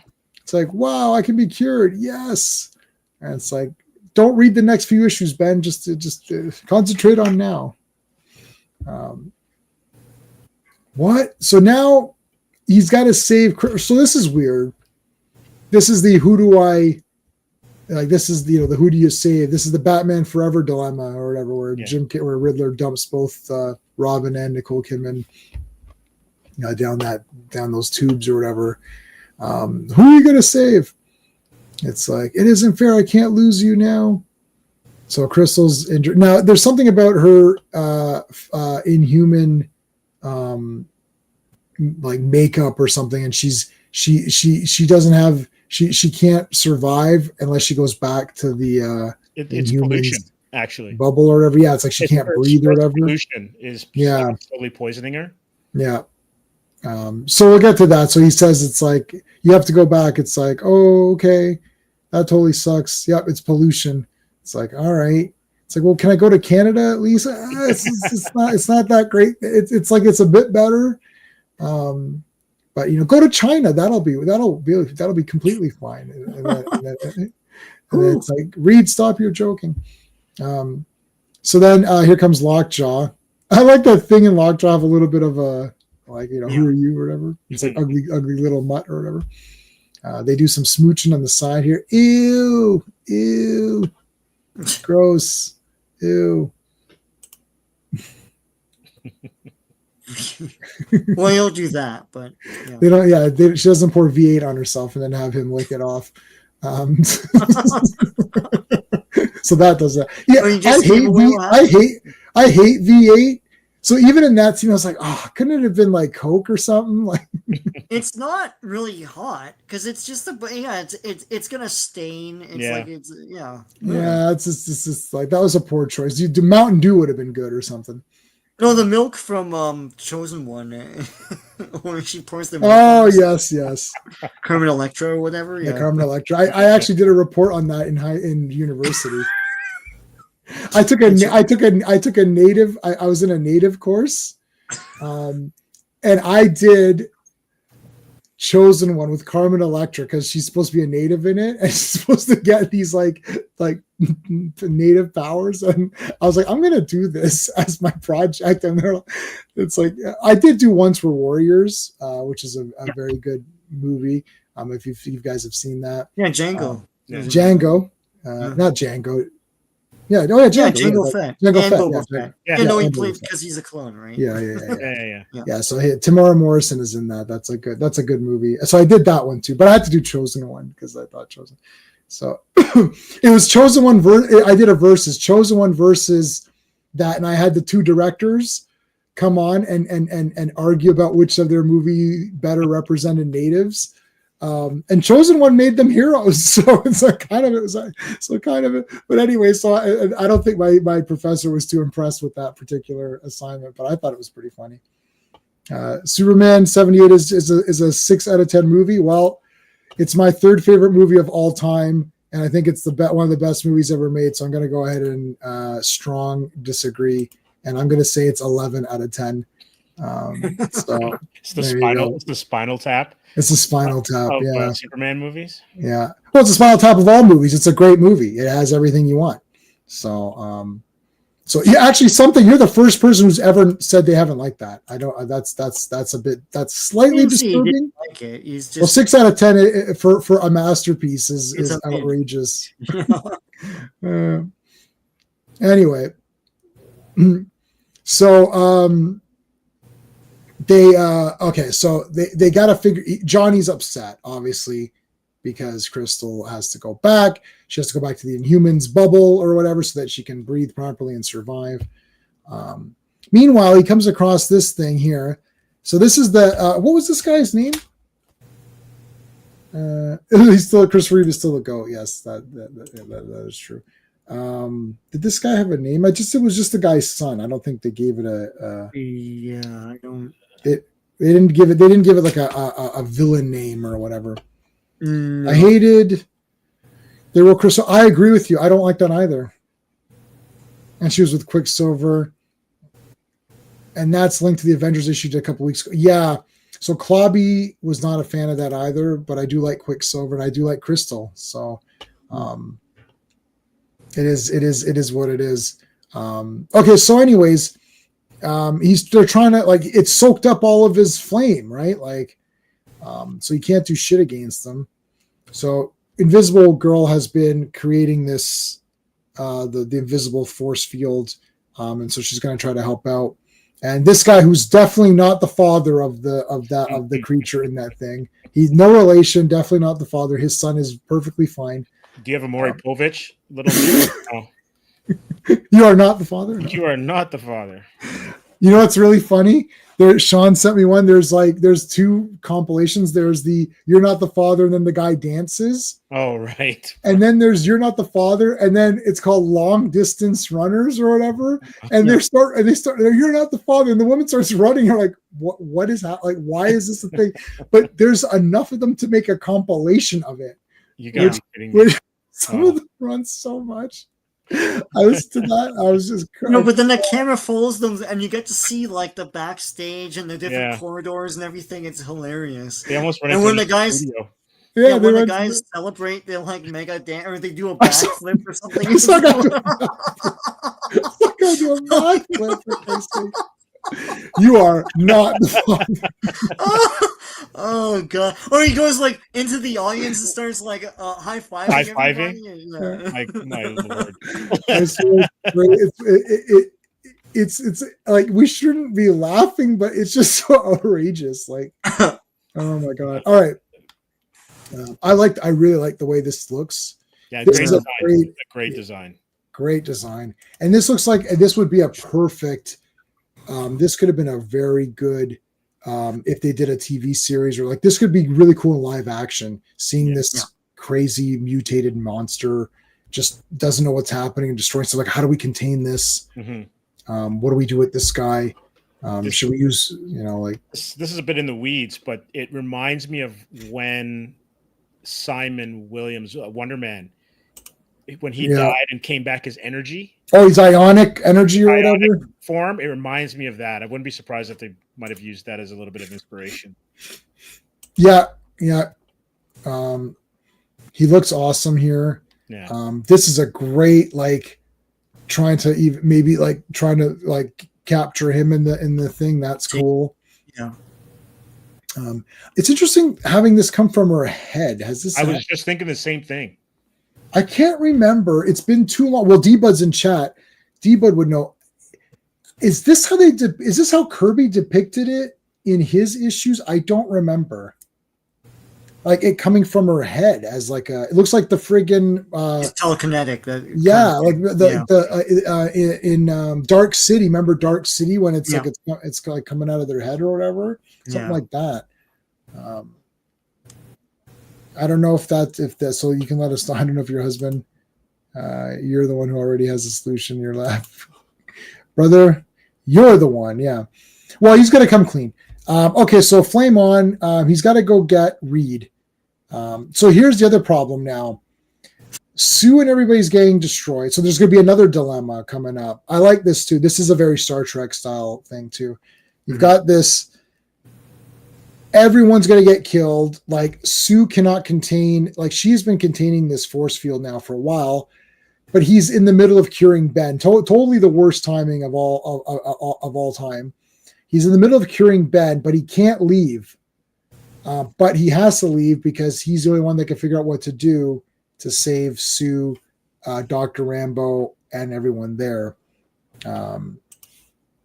It's trying to show that her mind controls the force fields. Yes, I know. Yeah, but I don't remember if Kirby depicted it as actually like a thing coming out of her head. Or is it just like it's just, or did it just get manipulated? You know what I mean? Like a lot of the times you see her hands, like even in the latest movie, they did the hands like that. Yeah. like trying to contain it that way. So who are you going to save? Ben? Well, I mean, you got to save Sue. Like Ben will be okay. He'll just, not be cured. Yeah, reading this in 2025, it's like, well, forget Ben. It's never going to work. So let's. It's like, Yeah. You really think you're going to write out your best character? Like, what the hell? Yeah, Ben's thing. All right, before we do the final issue tonight, what's Sean? What have you got going on your channel? Remind everybody. Well, I've been busy this past week loading a bunch of stuff, but I have to make some videos for next week. But on my channel right now, I went through Tomb of Dracula #1, so I intend to do a lot more of that because I love Gene Colan's art in those things. Why don't you marry it? I will marry it, actually. Oh, damn. So invite me. I'll get down on my knees and ask. But Game Boy #1 today, there's 4 of them. I might just do all 4. That was the Valiant Comics that Jim Shooter was spearheading so that he can fund his real work, which is Magnus Robot Fighter and all that stuff. And also I had a bunch of Supermans from 1958. And I'm going to continue with Marvel 2-in-1. I think after issue 19, they go into the annual, so I hope to get to there in the next few weeks. So stay tuned. Awesome. Let me hit up Fatal J, man. Thank you so much. I really appreciate it. Fatal J, you got to come on or something.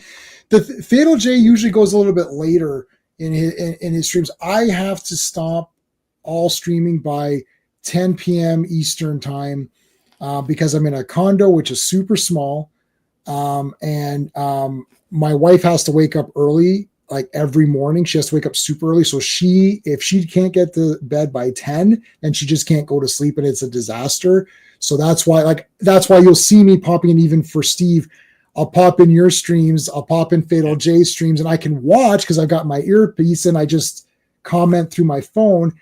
And I've got invites, but I can't come on and talk the way and have my lights on and all that. So that's the trouble. Because, when I lived with my mom, I had the basement, I could be up all night doing whatever. But now we're in we've been living in this place for now like 15 years or so. We're in a condo and it's super small. Like it's so that's my only reason. But thank you so much for the $5, man. I really appreciate that. What can we give? How about, all right, how about we do Conan? This is for you, Fatal J.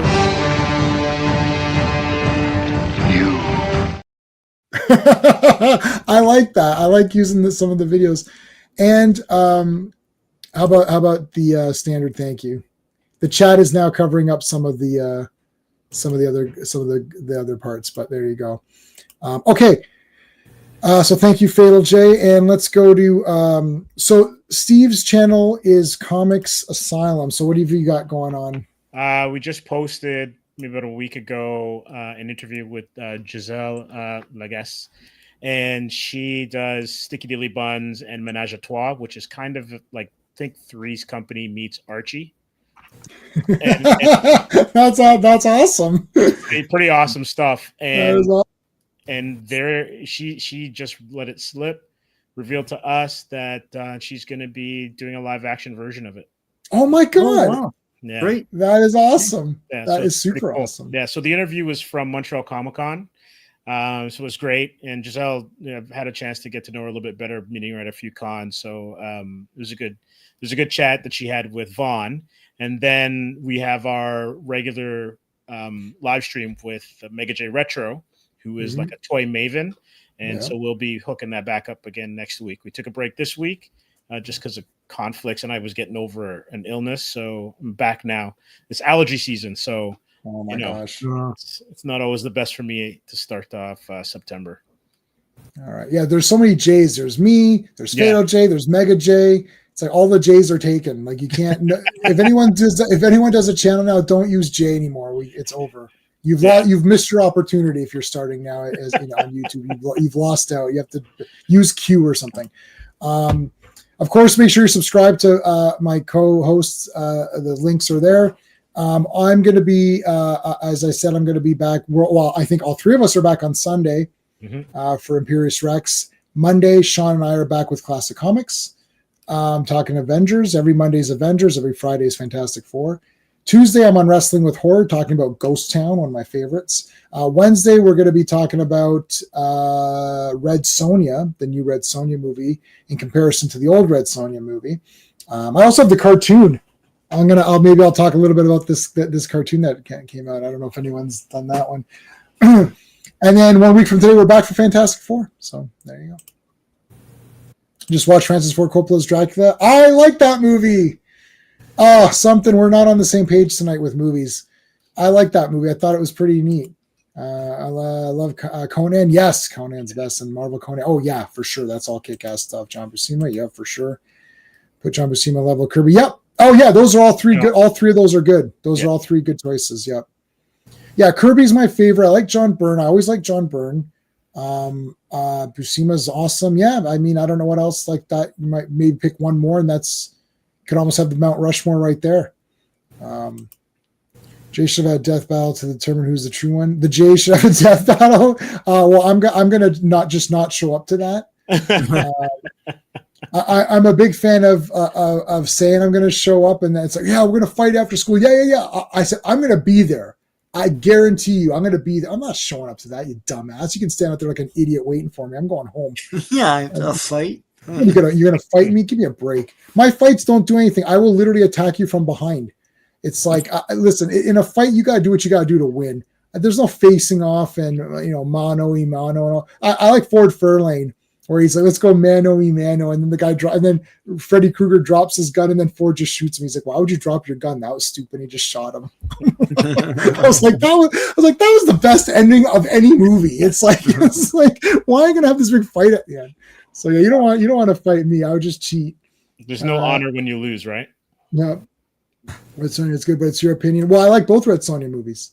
Had potential, but it was trash. The old Red Sonja, I love it.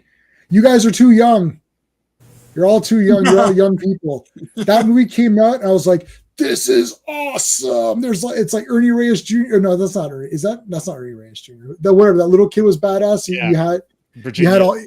Yeah, he was badass. They fought that like iron water creature. That was badass. And like Conan, who was not Conan. He's not Conan, but it's Calidor. Badass. Grace Jones. Grace Jones isn't in that. No, is she not? No, she's in the other one. She's in Destroyer. No, but Sandal Bergman is what's her name? Gedron, Queen Gedron. Yeah. And they got to get the Lochnar. I basically pretended it was the Lochnar from Heavy Metal or whatever. So I love it. Love that movie. So it's going to be all praise. Listen, the people reviewing this Red Sonja movie haven't seen anything. Like, have they watched Deathstalker? Like, this new Red Sonja movie, it sucks compared to Lord of the Rings. Well, sure. Okay, so that's fantasy to them, right? Yes. That really changed the game. It did change the game. We grew up on cheese fantasy, and that's what Red Sonja is. This is fantasy right here. Yeah, that's fantasy. Deathstalker 1 and 2 4K. Like, this is fantasy to me. And Ator and Your Hunter from the Future and The Sword and the Sorcerer and Krull, even though Sean falls asleep through it every time. Yes. All of those, like, they're the barbarians, right? Yeah, that's awesome. The warrior and the sorceress, right? Like all of I love all those movies. So when I saw this new Red Sonja movie, it's like it just fits right in with those. Oh, it's cheesy. The effects aren't that great. It's kind of lame. Yeah, like all the other ones I just mentioned. It's like I like that. I like that style, just like the old Red Sonja, just like the new Red Sonja. It's a film vocabulary that's missing today, and that's if you grew up in the last 25 years, you're not going to understand it. That's the problem. A lot of the young guys don't. They're looking at this thinking because they're growing up with trash. Yeah, they're looking at Fantastic Beasts, Harry Potter, Lord of the Rings. You've got even the lower budget ones. Like, let's say, like a Maze Runner or something, like some of those smaller ones, Divergent or something. Those still look much better. They look good, yeah. Stalker or J-Man, the stuff you get on TV just on a regular TV show, I'm not even talking like a big Disney show or whatever. Yeah. Those effects, just because of the technology, totally outstrip anything that we watched in the 80s. Oh yeah. It's killer. And It's that's the big difference. Yeah. Of what makes it cheese versus not. Yeah. So I like all these. Like, to me, this new Red Sonja movie was like, yeah, just it's the same in line. I'll buy that along, put it right next to my Barbarian Queen movies. All those are so terrible. I know, but that's what they are. Yeah. Wait, are we comparing really? Are we comparing? No, we're not. That's what I'm saying. Something. I said we're not comparing it. That's what I'm saying. I'm like saying what I'm saying is you're comparing it. You shouldn't be doing that. It's like Lord of the Rings and Hobbit, and even the first Conan movie with Schwarzenegger, which is very high quality still. Like, you can't, even Destroyer is like a big step down, but it's still awesome. Anyways, I love Conan the Destroyer. Okay, D-Bud, let's get back to On Track. By the way, checked old Kirby issues. He did have Sue projecting it from her head. Awesome. Okay. That is awesome. Yep. All right. Okay, Monsters Secrets. Did we do the credits, Sean? No, I could do that. Oh, I could do it. Fantastic Four, Volume 1, number 106. The cover art is by John Romita and Joe Sinott. I do love segmented paneling like that. Yeah. And it's supposed to be a no-no, but I don't know why. I think it's great. Well, yeah, you know what's funny? If you look at my graphic, because I do this for the stream. So look at my look. Yeah. Oh, sorry. Yeah. It's like, sorry. Oh, this is next week's. I don't have this week's anymore. But this week's graphic is the final one. So that's in another. So I've got 1, 2, 3. So there's more segmented. There's more segments in that section. It's kind of funny. Yeah. Release date is October 13th, 1970, but the cover date is January 1971. The Monster Secret, written by Stan Lee, penciled by John Romita, inked by Joe Sinott, lettered by Artie Simic, and edited by Stan the Man Lee. All right. Just seeing. We're going to get to see. Oh, this is a great. Larry Rambo is the kid or whatever. The son. Yeah. So there it is. Okay. So he's going to reveal it now. So remembering back from what we just talked about. I'm plagiarizing. Yeah. I'm doing the segmented panels. Kirby did the art. If he can do it, it's okay. Yeah, if that's right, I agree with that statement. If Kirby did it, then it's fine. Yeah. Okay, so he's got to figure out what to do. He's going to go help Sue, of course. So he has to. Human Torch has to now do something pretty interesting. He has to basically absorb every ounce of heat in order to create, to freeze Ben. It's pretty interesting. So it's like he's just like in the building, I think. In the building, the whole thing. Yeah. So he's like absorbing, and now everything's like crystallizing and all that. Pretty neat. He's absorbing. And it's like, so there you go. Now he's like white hot, and he's basically a sun now. So I guess if you took all the heat in that building, you can make a small sun. Yeah. Yeah. Well, I mean, why not? So the whole top section is frozen up. Oh, okay. Yeah. All right. So it's not everything. No, because there are other tenants in the building, I think. They should have sent out a notice. Yeah. They should have sent out. I'm sorry, we're going to have to freeze you for just a little bit. It's like the goddamn Fantastic Four again. Thingsicle, yeah. Yeah, for sure. That looks very overpowered. Yeah, well, everyone's overpowered. That's some Dragon Ball Z action. Dragon Ball Z action.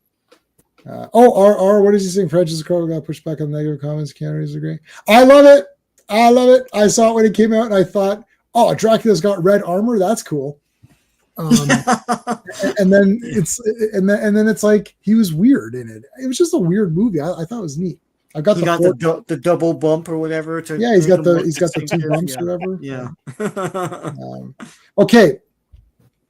She has been holding this force field for a long time. Yeah. And this guy's like bursting with energy or whatever. So she's gonna get. I think she just passes out here. She can't do it anymore. Um, Here comes our friend, Mr. Reed Richards, for the save. It's like, what the hell's going on, Rambo? It's like, I don't know, man. But this guy just came out of nowhere and just started to kick the shit out of everybody. Well, okay. Now he's like shooting crap at cops and everything. And, it's like, what the hell? He's like, do you know who it is? It's like, you know who this monster is? You better. Rita's pissed off because he was doing an experiment to help his buddy out. You have to leave that, come here, save his wife. So he's not in a good mood right now. No, that's my son. It's your son. What happened? It's like, well, let me tell you.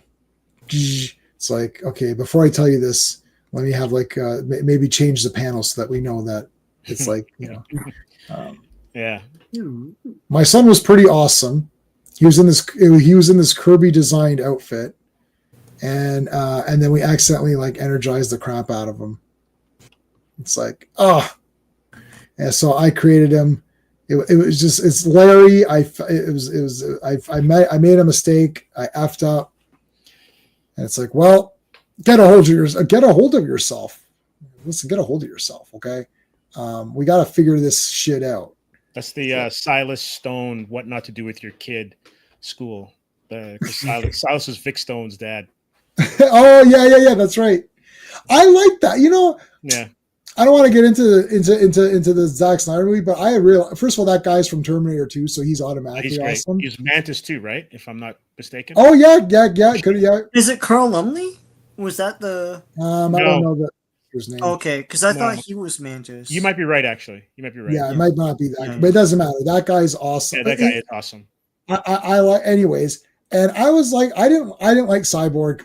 I'm sorry, in that I thought he was annoying and just being an ass. Yeah, he's actually better in the Snyder cut. They give him more story. There's only he's a pouty he's like, oh, you didn't come to my game, so I don't like you. As a Teen Titan fan, I love New Teen Titans. Yeah, they have not. He shouldn't even be part of Justice League. That's just me. But that's it. Yeah. Joe Morton. Thank you. Joe Morton. Yeah. Okay. They just don't do Victor right. They have not done Victor right in the cartoons. They haven't done him right in the films. No. I thought he was better in Doom Patrol. I haven't seen Doom Patrol, so I can't judge him on that. See if you think he's better in it, because I didn't find him annoying in that. I thought he was kind of cool. Yeah, he's cool. He's supposed to be like he and Nightwing and Grayson. Like they're the ones that go back and forth in terms of so what do you think and all that kind of stuff. Oh, cool. Yeah. The only improvement in Snyder Cut was that Cyborg was a bit better, but he was still annoying. But in the other one, he was super annoying. Yeah. But I just found him annoying. I found him annoying anyways, but less so in the other one, but still annoying. And I didn't like that he helps that woman and gives her money, and then he won't help the world. I'm like, well, the woman you just gave money to is going to die. So yeah, it's weird. Zack Snyder doesn't understand how to do characters, man. It's like Zack Snyder should just copy and paste. Here, Zach. Here's 300. Oh, I think I was thinking about no. Just film this book. Well, but what if we do something with Leonidas? No. Just film the thing. That's it, and then that's his best movie. Okay, I can't flame on. Save him. Double shots. Chow Yun Fat. Double. That's Reed's doing bullet time stretch edition. Yeah, this is sick. That's crazy. That is badass, man. Look at that. And he's gonna get Johnny too. Oh no, Johnny flames on just in the nick of time. Good job, Johnny. Oh, absolutely nick of time. Whoa, look at that, man. Scrape. It's 1 millimeter from the ground. Johnny, you did it. How's Ben doing? Yeah, I froze his ass. He's a thingsicle, as Thing said. All right, well, we got to get out of here. And they always remember, kudos to them, they always remember to not flame on the part that the guy's holding on to. Yes. Yes. Colors has to be very careful. It's Yeah. It's like, oh, that's careful. Let's go. There's Thing being frozen. There's this guy made up of Kirby Crackle. You know what? It looks like Thing in the original. Yes. In the first. Yeah. That's a good call. Yeah. Oatmeal Thing. Yeah. Oatmeal Thing. Yeah. Ask me some oatmeal. Baron Pineapple thing in the 80s. Yeah. Yeah. Oh yeah.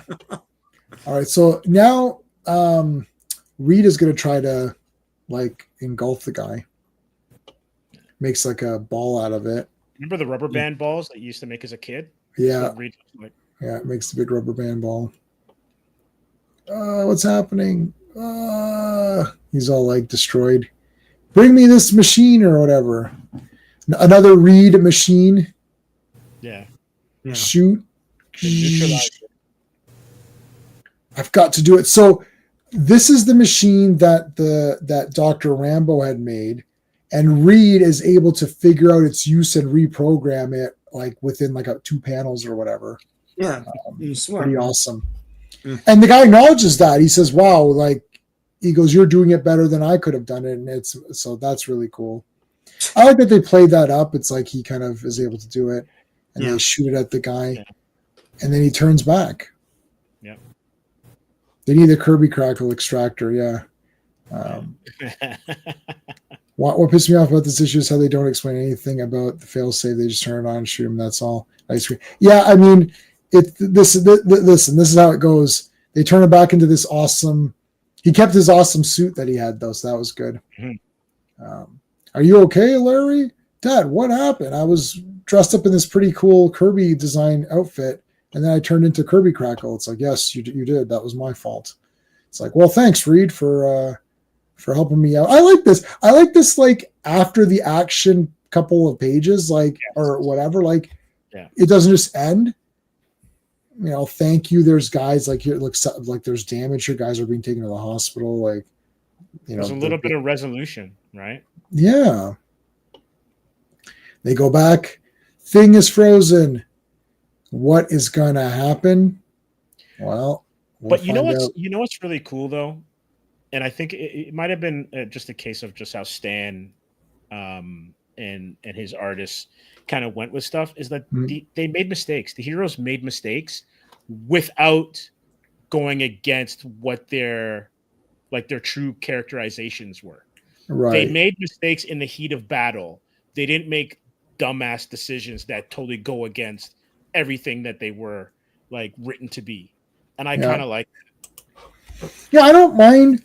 My problem with a lot of these things is that I don't know, like, you got to think at the end of the day, what are you going to take away? So if you look at this issue, we can examine this. We've got time. We can examine this a bit deeper. So this is the last one for tonight, but we can talk about it a little bit more. So, okay, this doctor made a mistake. This is a science fiction type story. The guy creates a monster, whatever. Okay. So Reed has a dilemma. Who's he going to save? But he still has a backup plan. It's like, okay, I can't work on Ben right now. Johnny, why don't you just freeze him, do something, and we'll come back to him. He comes over here. He's able to talk to the scientists. They figure something out. It's not perfect. People were talking to me about how, like certain characters, Superman, whatever's overpowered and boring and everything like that. And I'm like, it all has to do with the writing, because Superman, for example, has, and there's a video, either this video is out or it's coming out. I can't remember if it's coming out on my channel, but the gist of it is that, like, okay, Superman has kryptonite and magic as a weakness, and Deadpool has, let me write down Deadpool's weaknesses. Oh, nobody's got anything. Oh, so that means Deadpool's trash and overpowered and shitty. Now, and the thing is that right? Deadpool has no weakness. He's blown up. He's back. Even random stuff like Silver Bullet is the only thing that kills a werewolf. So that's overpowered. So yeah, but it's still a silver bullet. Yeah, but a silver bullet only comes into play when the story needs to end. Mm-hmm. Otherwise, it doesn't come into play. It's not like it's like sunlight hurts vampires. When has sunlight been a factor in any vampire movie?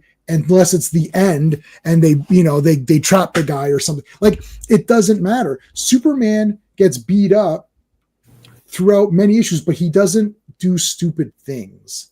Yeah. Like what you're saying. I don't like when the character is shown doing stupid things and then that's the drama. Oh, I'm a dumbass, so I did this. Like, that's my problem. they don't really, as you're saying, they don't really do that in these older comics. Like there's mistakes and there's drama and there's things that happen and there's like, oh no, like someone's gonna get beat up. Like even something someone was saying, oh, it's very overpowering. Like Johnny Storm can have whatever ability he can have for this issue to get the story across. Yeah, but there's still drama in it because you're like, oh shit, like he's got to save Ben and we want Ben to be saved. Also, remember, we're reading this now. And we know that Ben is going to be around forever and have his own series and all this, but you're not really sure for sure when you're reading this, and there's not like Fantastic Four movies and all this other stuff. It's like, you don't know, like maybe he won't make it. Also, too, I think this predates Gwen Stacy. So how many characters in the Marvel universe at this point have died other than Uncle Ben? Right? Yeah, I don't think anyone's died. Like nobody's died. Right. So you can play with those things. Mm-hmm. Like death actually means something in these stories. And even if still, yeah, Ben's he's gonna revert to form. Right. Or Crystal will eventually join the Inhumans. It's the execution in the end that matters for all of this stuff. Like it's the story you're telling. You can take any character, whether he's super weak, because like you could say anything's interesting or uninteresting. You could say Batman is an uninteresting character. It's like he's so uninteresting because he's just going to fight mobsters. Well, we'll introduce really cool villains. So it's like, oh, and then Batman is known for cool villains. So okay, just out there, who's got stronger plot armor, Batman or Superman? Batman. You said that Superman has magic and kryptonite is his only weaknesses. Batman doesn't have. Okay, he's human, but apparently he prepares for everybody except his own villains. Right. Like he has contingency plans for everybody except his own villains. He's like a fighter. Right, but then Killer Croc or Penguin gives him trouble. He could defeat Wonder Woman in 5 seconds. He can defeat Green Lantern in 5 seconds. He can defeat Superman in 5 seconds, but he can't defeat Brother Eye bullshit. Yeah, it's like you can do that for the Justice League, but not Joker. How's Joker? Exactly. Now, Batman's my second favorite character of all time, so I'm not bashing him. I love Batman. We're not bashing the characters. We're just saying like, just if you're gonna give them whatever they have as their powers, then you can't. Don't use that against them either. Just put them in situations where then you like Godzilla is a massive, mass of destruction. In anime, you've got characters that are all overpowered. That's the whole beauty of anime.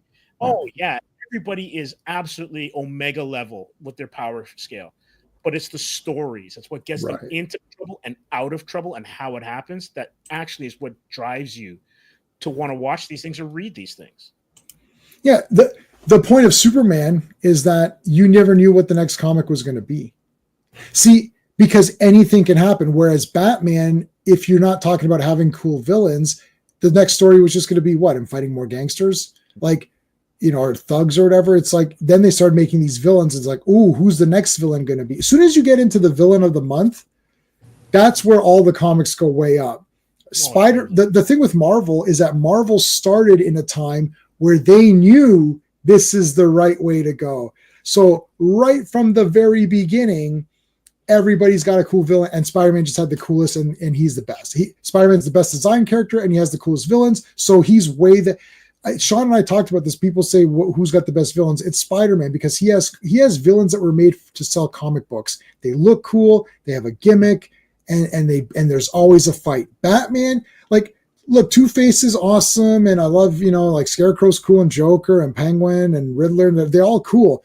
But when you've got Scorpion, Vulture, Rhino, Doc Ock, Sandman, like it's like Sandman, you're like, whoa, this guy looks awesome. Like it's like Two-Face is just a guy with like a half-burnt face. Even like, Molten Man, Molten Man, Spider-Man 94 issue.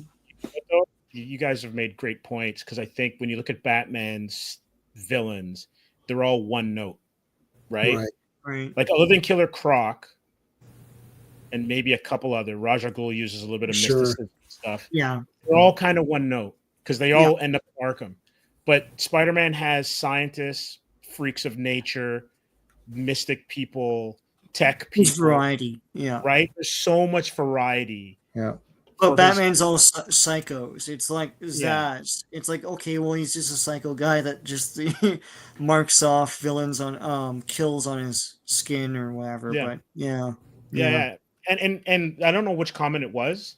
It might have been someone who said that it's the writers that are under talented. Oh no, it's RR. It's the writers, right? Yeah. It's like you think of Daredevil pre Frank Miller. Daredevil's a great character. You put him in like that world of ninjas and still doing law, and then you've got the right art team with Miller's writing, and you've got a hit. Yeah, they soft rebooted the character basically. They did. Yeah. And I actually read the first 30 issues of Daredevil, 1 to 30, and it was just like next villain, whatever. And some of them were cool. And then I stopped there, and then we started with Frank Miller when he became artist before he took on the full credits. But when he just started we started from I had the omnibuses, so that's where we started our streams. And you're like, whoa, like this is you're like, holy shit, the Daredevil's one of the. Frank Miller is kind of like, as much as he's overrated, he's kind of underrated. Like, in a weird way, has he become this would be an interesting topic to cover. Has he become underrated? Like, it's like, because everyone's like, I still hear Alan Moore. Who are the other guys? Like, you know what I would argue. I think it's like when you have a star that gets old. Hey. Right. So like James Dean, anyone who dies early, Jimi Hendrix, Amy Winehouse, whatever. Tupac is a perfect example. Like if Tupac was like, what would he be now, in his 50s? Yeah. And spitting Right. bad rhymes or gotten into trouble and had lost some of the shine. Right. Then we wouldn't look at him the same way. Same thing with Biggie. Right. Mhm. But when you look at Frank Miller, you've got Dark Knight, and then you've got DK3, or even the covers that he's drawing now.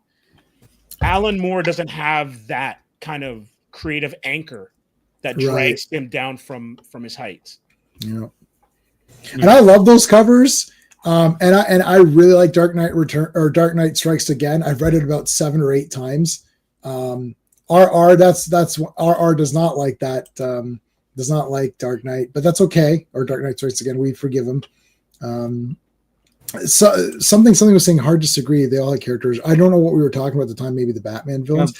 Villains? We love the Batman villains. We love Batman's great. Like think of Arrow, right? The Arrow series does not exist without the Batman villains. Yeah. Batman and Spider-Man donate their villains to other characters. Right. And they then become their big bads. Yeah, Merlin and all that, Yeah, it's just all execution. Like it's kind of hard for me to look as like just like a cursory, like I love DC. Yeah. But when you're gonna tell me that you have a space cop like any Green Lantern and they're afraid of Batman, come on. Yeah, that's the stuff they face on a daily basis. Come on. Yeah. You can respect Batman. And I think that's why Dick Grayson works so well with Teen Titans, where he's not like this overpowered human god amongst his teammates. He's integral. He's super smart, well respected, but And I would say, Your Old Toys, how's it going, man? Thank you for coming on. Love the R5D4 there. RR did a disservice with Holy Terror and Dark Knight Strikes Again. I disagree on both. I listen, this Holy Terror stuff, whatever. I thought it was awesome. And I got the hardcover. I don't care. I like it. And I really like Dark Knight Strikes Again. When I first read Dark Knight Strikes Again, I thought it was horrendous garbage. But I didn't understand it. And then I never read it again. I literally had the graphic. I didn't have the original issues. I had the trade, and I sold it. I'm like, I'm never going to read this trash again. This is terrible. The art sucks and whatever. And then I was in the hospital. This is years now, like 10 years later. I was in the hospital, and for whatever reason, the only thing I had on my phone was Dark Knight Strikes Again. And I thought, oh my God, I'm in the hospital. I have a broken back. I'm completely messed up. Maybe that's why I love it now. It got me through. I'm like, let me read this. And I was like, wow, Superman's my favorite character of anything. And the treatment of Superman sucks. But Batman's my second favorite character. So my first favorite character is getting shafted, but my second favorite character is cool, and my third favorite character is Wonder Woman, and she's like okay, I guess. I also like Shazam. Anyway, I read it and I thought this is awesome. I rebought the trade, and I've got the original issues. I bought the original issues. I read it a bunch of times, and I watched videos of people talking about it. And this one guy, Salazar Knight, I can plug his channel. I don't know who he is. He does great Batman content. Salazar Knight with a K, Knit. He does great videos on Batman, and he didn't like Dark Knight Strikes Again, but he did a breakdown of it, and I was like, I totally understand what's happening. It's like Dark Knight Strikes Again. Put it with Texas Chainsaw Massacre Part 2. Put it with like the Crow City of Angels. There's all these Part 2s, right? Gremlins Part 2, where I love these Part 2s, right? But they're so not what it was. Like Gremlins 2 is not what Gremlins 1 was. Texas Chainsaw Massacre 2 is one of my favorite horror movies. I like it more than which is outrageous to say. I have to give respect to Part 1, but part 2 is complete, because these guys are looking at their work and they're like, I'm not going to really make this any better. So why don't I completely parody the thing and change it? And basically Frank Miller said, because of Dark Knight Returns, all of those things, those tropes that became 90s stuff. And hold on, let me change the background because we're not talking about Fantastic. Guys, we're into the after show. That was Fantastic Four. We're into the after show. Because of all of the influences of the Dark Knight Returns and the way comics changed after that, they're bigger weapons. The women are sexier. It's like there's like bigger weapons and guns, and everything's like ultra violent and crazy. He's like, I'm gonna give you super insane weapons, super curvy women, which don't even look like they're even thinking they're naked. And it's like, you want that? I'm going to give this all to you in a crazy ass way and call it Part 2. And you're like, what the hell? And it's like completely different. And then everyone that loved that first one, because of all the time that passed, they read this one. They're like, whoa, what is this? And it's like, but this is what you wanted. And he did it silver. He had the T-Rex he had the T-Rex attack Superman, right? Like he had all these silver. If you watch this guy's video, he breaks it all down. He's like, this is all Silver Age stuff. And he's like, Batman and Superman are fighting. Why? Just to have them fight. It's all this like weird mentality. It's like, well, they just fought because it's cool to do that. They're going to have a fight. It's like, okay, but that's outrageous. And he doesn't just have kryptonite gloves. They're super massive. They look like kryptonite. They look like kryptonite mittens, or like these huge spike mitts. Like it's outrageous, and it's like it's crazy. And it's like, yeah, that's what he wanted. Now the thing is that that's what he wanted. You don't have to agree with that. Texas Chainsaw Massacre 2. Okay, see you, D-Bud. Thanks, brother. Texas Chainsaw Massacre Part 2. Part 1 is a documentary style, gritty, realistic film that's very creepy and it freaked people out. I can't replicate that. How can I do a Part 2? No. Right? So he's like, I'm going to make it that the Sawyers have this super huge underground base in the middle of this desert, and where Dennis Hopper is wielding 2 chainsaws and fighting like what is happening in this movie? And Grandpa is he's basically a zombie. It's not just an old man. Now he's a zombie. And then the hitchhiker is so crazy insane now. He's ripped his top off and he's scratching his head and picking at his skin and eating it.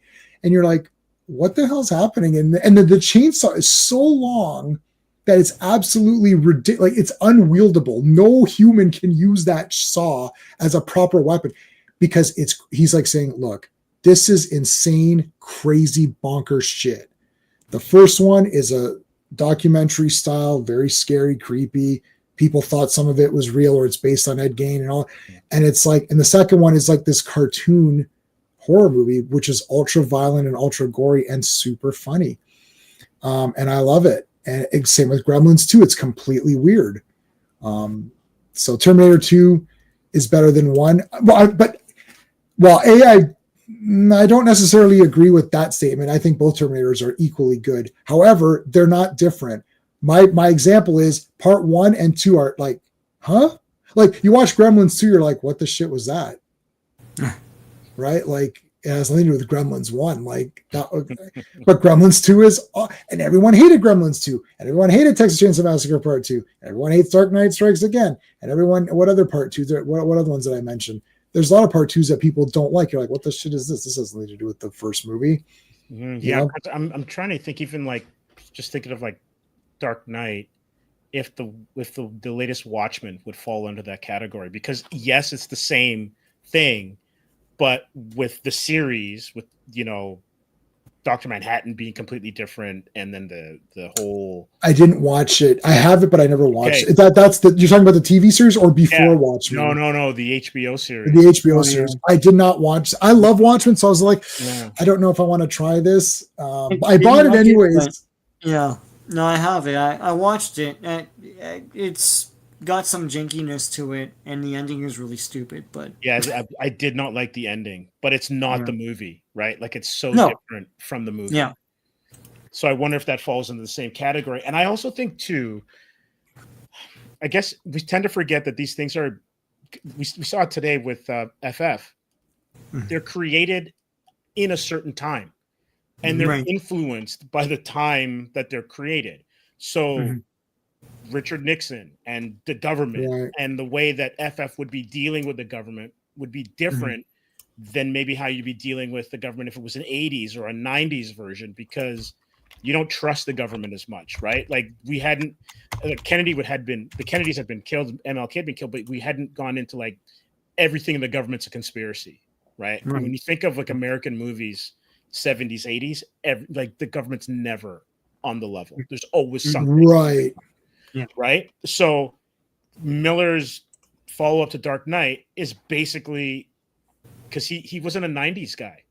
He was a 70s, 80s guy, hit hard in 87.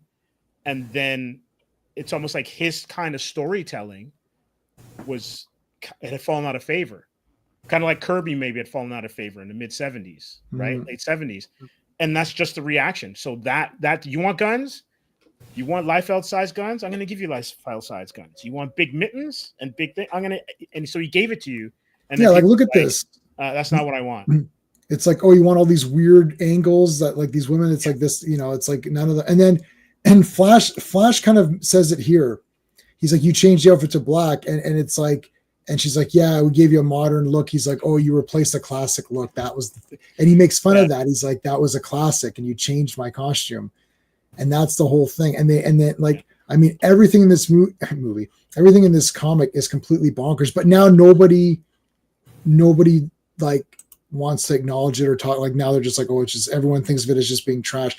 Another thing, I tend to just be a bit of, I don't know if it's contrarian or, but like if everyone has a certain opinion on something, I usually look at it a different way, because it's like, I'm tired of like, it just to be like, well, this is the worst comic ever. I'm like, well, is it really? I'm like, let me read this again. Actually, I thought this was awesome. So I don't know what you're talking about. Well, it's the worst comic ever. Why? And then my problem is that most people can't explain anything, or I'm not asking for an explanation that makes logical sense. I'm asking for an explanation that makes personal sense.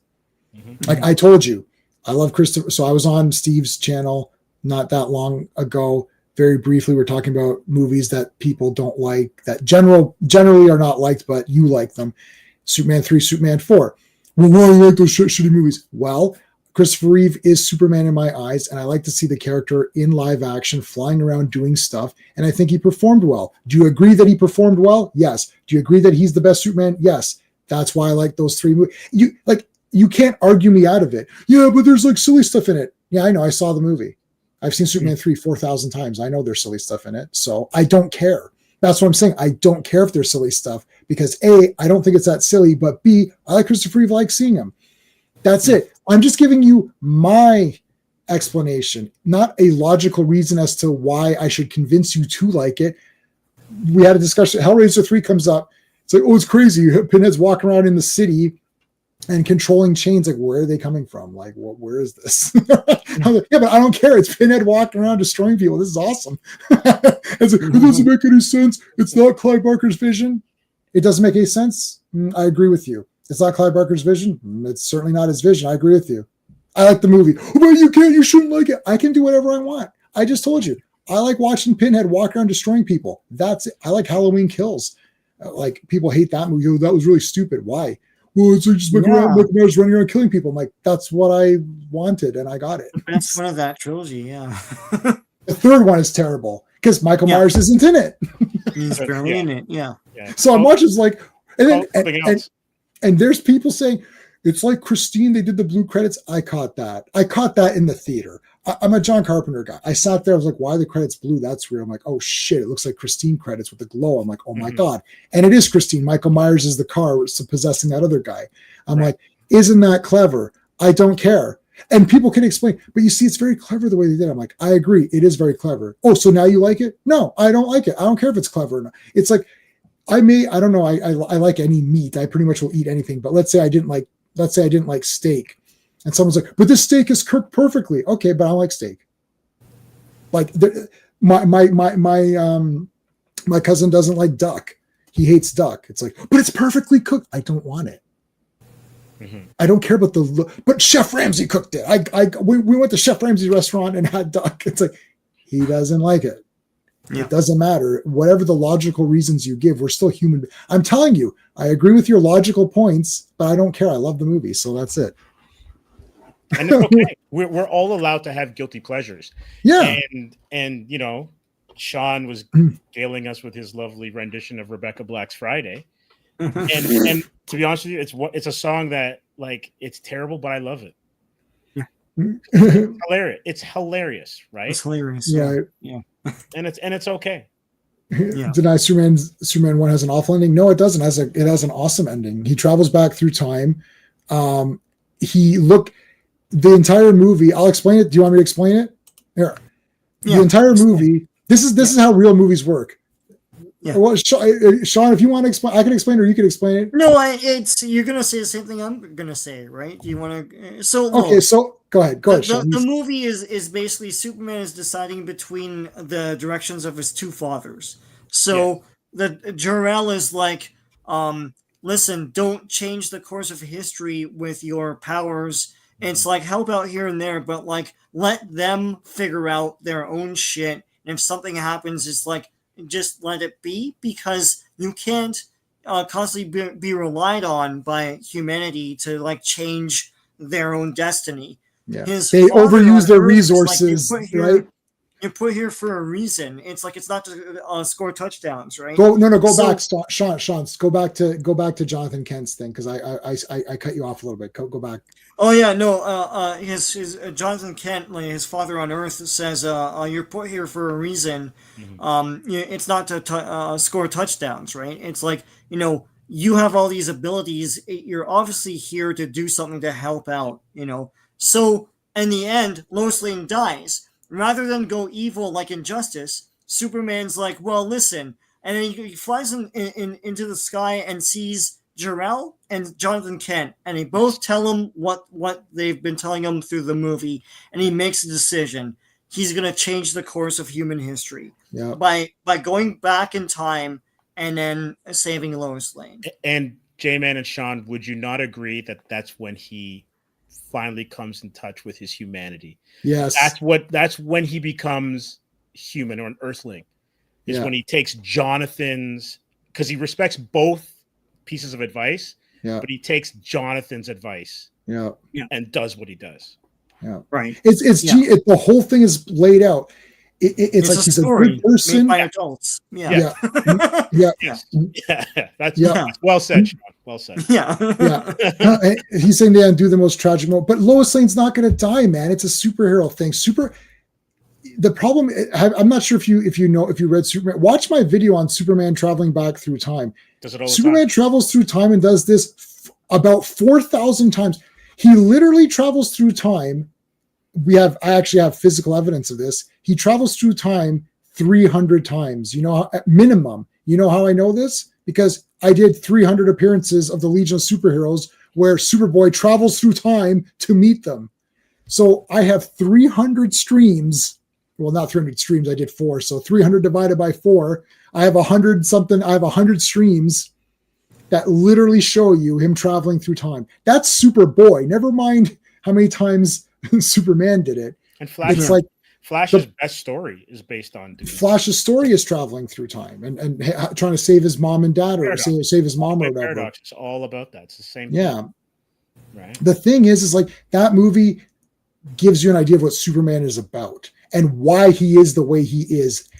Plus, it still has a dilemma of the 2 missiles and all that. He does stop them. He does with his, even you with your incredible speed can't stop them both. But Lex Luthor didn't just rely on that.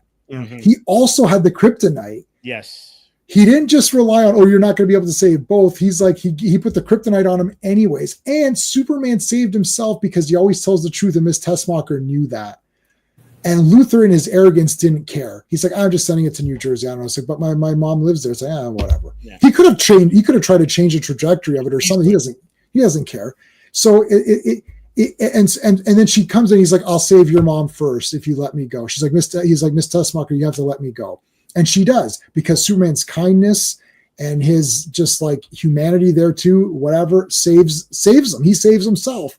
And then he goes and stops both things. It's awesome. I'm not sure what you're disagreeing with.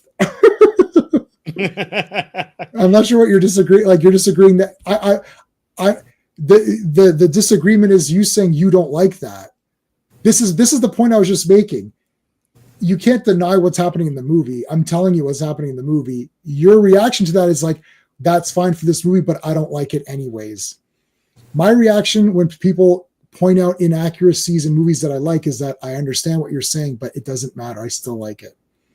So saying anything is bad or whatever doesn't matter to me. I still like it anyways. Like even if someone thinks it's stupid, okay, well that's your opinion. You think it's stupid, but we can't deny. Like Sean explained what happened in the movie.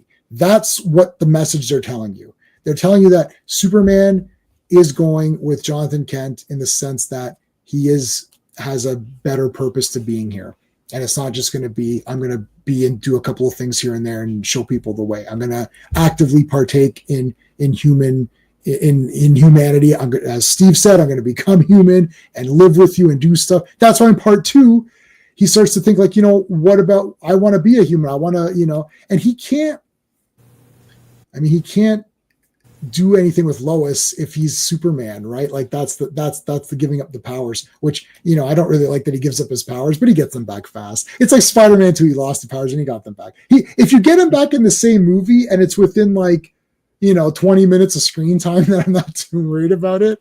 Like, I don't want it to be like I give up my powers and the rest of the movie has no powers. It's like, what the shit? Unlike Banner, who couldn't change at the end of Avengers. I hate that. Yeah. If he can't become Hulk, then go away. Yeah, yeah. No one cares about Banner. Yeah. Superman chooses to say there needs to be a reason why he would never do it again. Flashpoint shows time traveling to change the past is a terrible idea. Yeah, but you know what? Valid points. But anyone who's a speedster goes back and forth between. Yeah, they go back and forth all the time. So the very fact that you go back and forth, which is really interesting because the Flashes go back and forth, but never create a branch timeline. They always go back to their timeline and just, they don't fix it. They don't change anything. Yeah. Like Bart, how many times is Bart and Wally and like they're all doing it? Yeah, you get something. We're not having an argument. Like it doesn't matter to me. If you don't like it, then just you don't like it. But I mean, it is the best superhero movie there is, like of all time, and without it, you'd have nothing. So if you like any superhero movie that's not better than Superman 78, you wouldn't have that movie without Superman 78. It's like I like Predator 2 better than Predator 1, but there is no Predator 2 without Predator 1. So what am I going to say? All right, like some people like Aliens better than Alien. They're wrong, but some people like that, and that's fine. But there is no Aliens without Alien. So I don't know what to say. I might be one of the few people that like Die Hard 2 as much as Die Hard 1. I also like Die Hard 2 as much as Die Hard 1. Yeah. But Die Hard 1 is a classic. I mean, come on. Sorry, I missed what Sean said. No, I had no idea people didn't like it. Like as a kid, I thought it was awesome, and then I didn't, because the thing is, I don't pay attention to box office, back then, right? Right. So when I was in my 20s, I was like, oh, people don't like this. I didn't know that. Same thing with Predator 2. Predator 2 is great, man. Yeah. No, nobody said that. Nobody said that. We said we liked it as much as part one. Yeah, as much as part one. Yeah. Yeah, to me, it's Die Hard 3 is not a Die Hard movie. Where does it take place? Everywhere. So that's not a Die Hard movie. A Die Hard movie. Okay. When your movie here's more. Guys, you're learning a lot of lessons today. Here's another movie lesson. When your franchise is based on something to the point where now people use your movie as an explanation for other movies. So, for example, I never saw that Under Siege Part 2, or what's all that about? Well, it's like Die Hard, but on a train. So you see, Die Hard has now become an adjective or whatever, or whatever, to like explain to people what it. So when you say, what's that movie about? Oh, it's like Bloodsport. Oh, it's a tournament. It's martial arts. Yeah. So your Die Hard, Rambo's a character too. It's like, what's this? Well, who's this character? Oh, he's kind of like Rambo. Or this is kind of like Mad Max. So Die Hard became that because Die Hard became a thing where it explains movies. So people would see whatever movie, Speed, it's Die Hard on a bus or whatever it is, right? Like, so everyone uses Die Hard to explain what other movies are. And then Die Hard 3 comes along. It's like, Die Hard 3 is just like Die Hard, except it's just like a cop movie. It's not a bad movie. Okay. So but you're proving my point. So finish and I'll jump in. I don't think it's a shit movie, but it's not a Die Hard movie. Right. It's just like, they could have just called it Vengeance or something. Yeah. Right. And so that's why when people say that The Dark Knight, what's the second one? The Dark Knight? The Dark Knight, yeah. That movie's fantastic. Mm-hmm. But to me, it's not the best. It's not my favorite. Because like you said, a cop movie. It's a cop movie. It's a cop movie. Yeah. So I can watch The French Connection and just put Popeye Doyle in a cowl. Sure. And that's it, right? You've got Hannibal Lecter-ish kind of villain, cat and mouse, all that stuff. But man, is it a great ride. It's a great watch. But if you are a Batman fan, give me Dark Knight Rises. Because you've got all the Batman mythos, even though it might not be executed perfectly. This might be the Superman 3, Superman 4 argument. Right. But if I go into a Batman movie and I get Robin, I get Ra's al Ghul being immortal, I get was Catwoman in that one? Yeah, you get the breaking of the bat. Bane. You got Talia. You have all these elements that are Batman-esque, and it's still done by a really good director, and tons of quotable lines. You got me. That's my movie. Yeah. So you're saying it like this: The Dark Knight is a better movie, but not a better Batman movie. Yes. Absolutely. Rises is a better Batman fun movie. Yeah, Like for me, I'm not even a big Nolan trilogy guy. To me, it's like so when I saw, my only thing with Rises is that I don't like the very end with Bane being kind of like a bit shafted. Yes. Yeah, I don't like him being a henchman. Agreed. But while I was watching Dark Knight Rises, like, I don't know, like, let's say we saw it in IMAX. So let's say an hour into it, you came in and you shut the movie down. You're like, what do you think? Before we continue on, I was thinking, well, this is like friggin' awesome. Because Bane was badass. I was like, well, this is really cool. And then I was like, okay, I just don't like the ending of it. But see, I have the same opinion. Like, to me, my favorite Batman movies are going to be, I like Batman Begins a lot. I actually think Batman Begins is my favorite out of those ones because it was like, I do like the origin, even though it's a bit long, but I still kind of liked it. So I like Batman Begins. I like 89 Returns, but again, Batman, I pretty much like every Batman movie, including Batman and Robin, which everyone hates. Batman, I'm more forgiving. As long as because Batman looks cool, as long as he's in it and he does Batman-ish kind of things, I'm into it. This new one, The Batman, oh my God. I've seen it 3 times, but it is a long slog and there's a lot of darkness. It's all in dark. You can't see what's going on half the time. And then he doesn't even solve the crimes at the end. I was like, man, this Batman. And then people say it's the second year. Give me a break. It's the second year. What? Sean said this in the theater. We walked out. We walked out of the theater, and I was, and the people were saying, "Oh, it's only his second year." And Sean's like, "Is it the cop's second year?" Like, There's Yeah. other Because cops they're are there. idiots too. Yeah. Yeah, the cops are idiots couldn't too, right? believe It's it. like it's not the second year for commissioner or the lieutenant or whatever shit he is. It's like the cops have been around longer than 2 years. Why are they so stupid? Everyone knows that carpet tucker crap. And if you don't know what it is, So dumb. firstly, if you don't know what it is, your eyes are computers. Surely when it's I know they establish that and then it goes away immediately. And it's like, Right. So tell me when he's wearing those contact lenses because now I'm lost. It's like, can't he just look up everything now? And what a stupid idea if you're not going to use it, you know. that is so dumb. Officer, Yeah, he's like, it's like he's scanning everything, and then it's like, what is this? yeah, Officer Exposition at the end is like, oh, my brother is a carpet layer. It's like, this is an awful script. How does anyone not see this? Like this guy comes out of nowhere and tells Batman what a carpet thing. It's so weird. I have talked. I'm in a condo. We've had many repairs. Yeah. Here, many repairs, and never have the tools come up as a thing. Like I'll talk to these guys because they'll come to your house and they're like, "Oh, we're gonna fix some shit up." And I'm like, "Yeah, how's it going, guys? Yeah, you're doing good. Yeah, how's it going? You guys doing a lot of stuff, a lot of work in the building? Yeah, you chit chat a little bit with the guys. They're like, okay, we're gonna get started over here. I'm like, yeah, no problem. Get started. If you need anything, call me. We don't say, what tool do you use? Like, it's just so weird. And it's like, why is it, oh, that's a carpet tucker. It's like, well, where were you during this investigation? Like, we've been investigating this the entire course of the movie. Where was that cop? Yeah. Captain, what is it? Oh, that looks like a carpet tucker. Well, shit, we didn't know what it, yeah, we didn't know what it, that's what's yeah. No, I love when Batman takes that carpet tucker and he looks at Commissioner Gordon and is like, the murder weapon, and then he puts it right into his cape, and there's like 10 other cops there, and they don't do anything about that.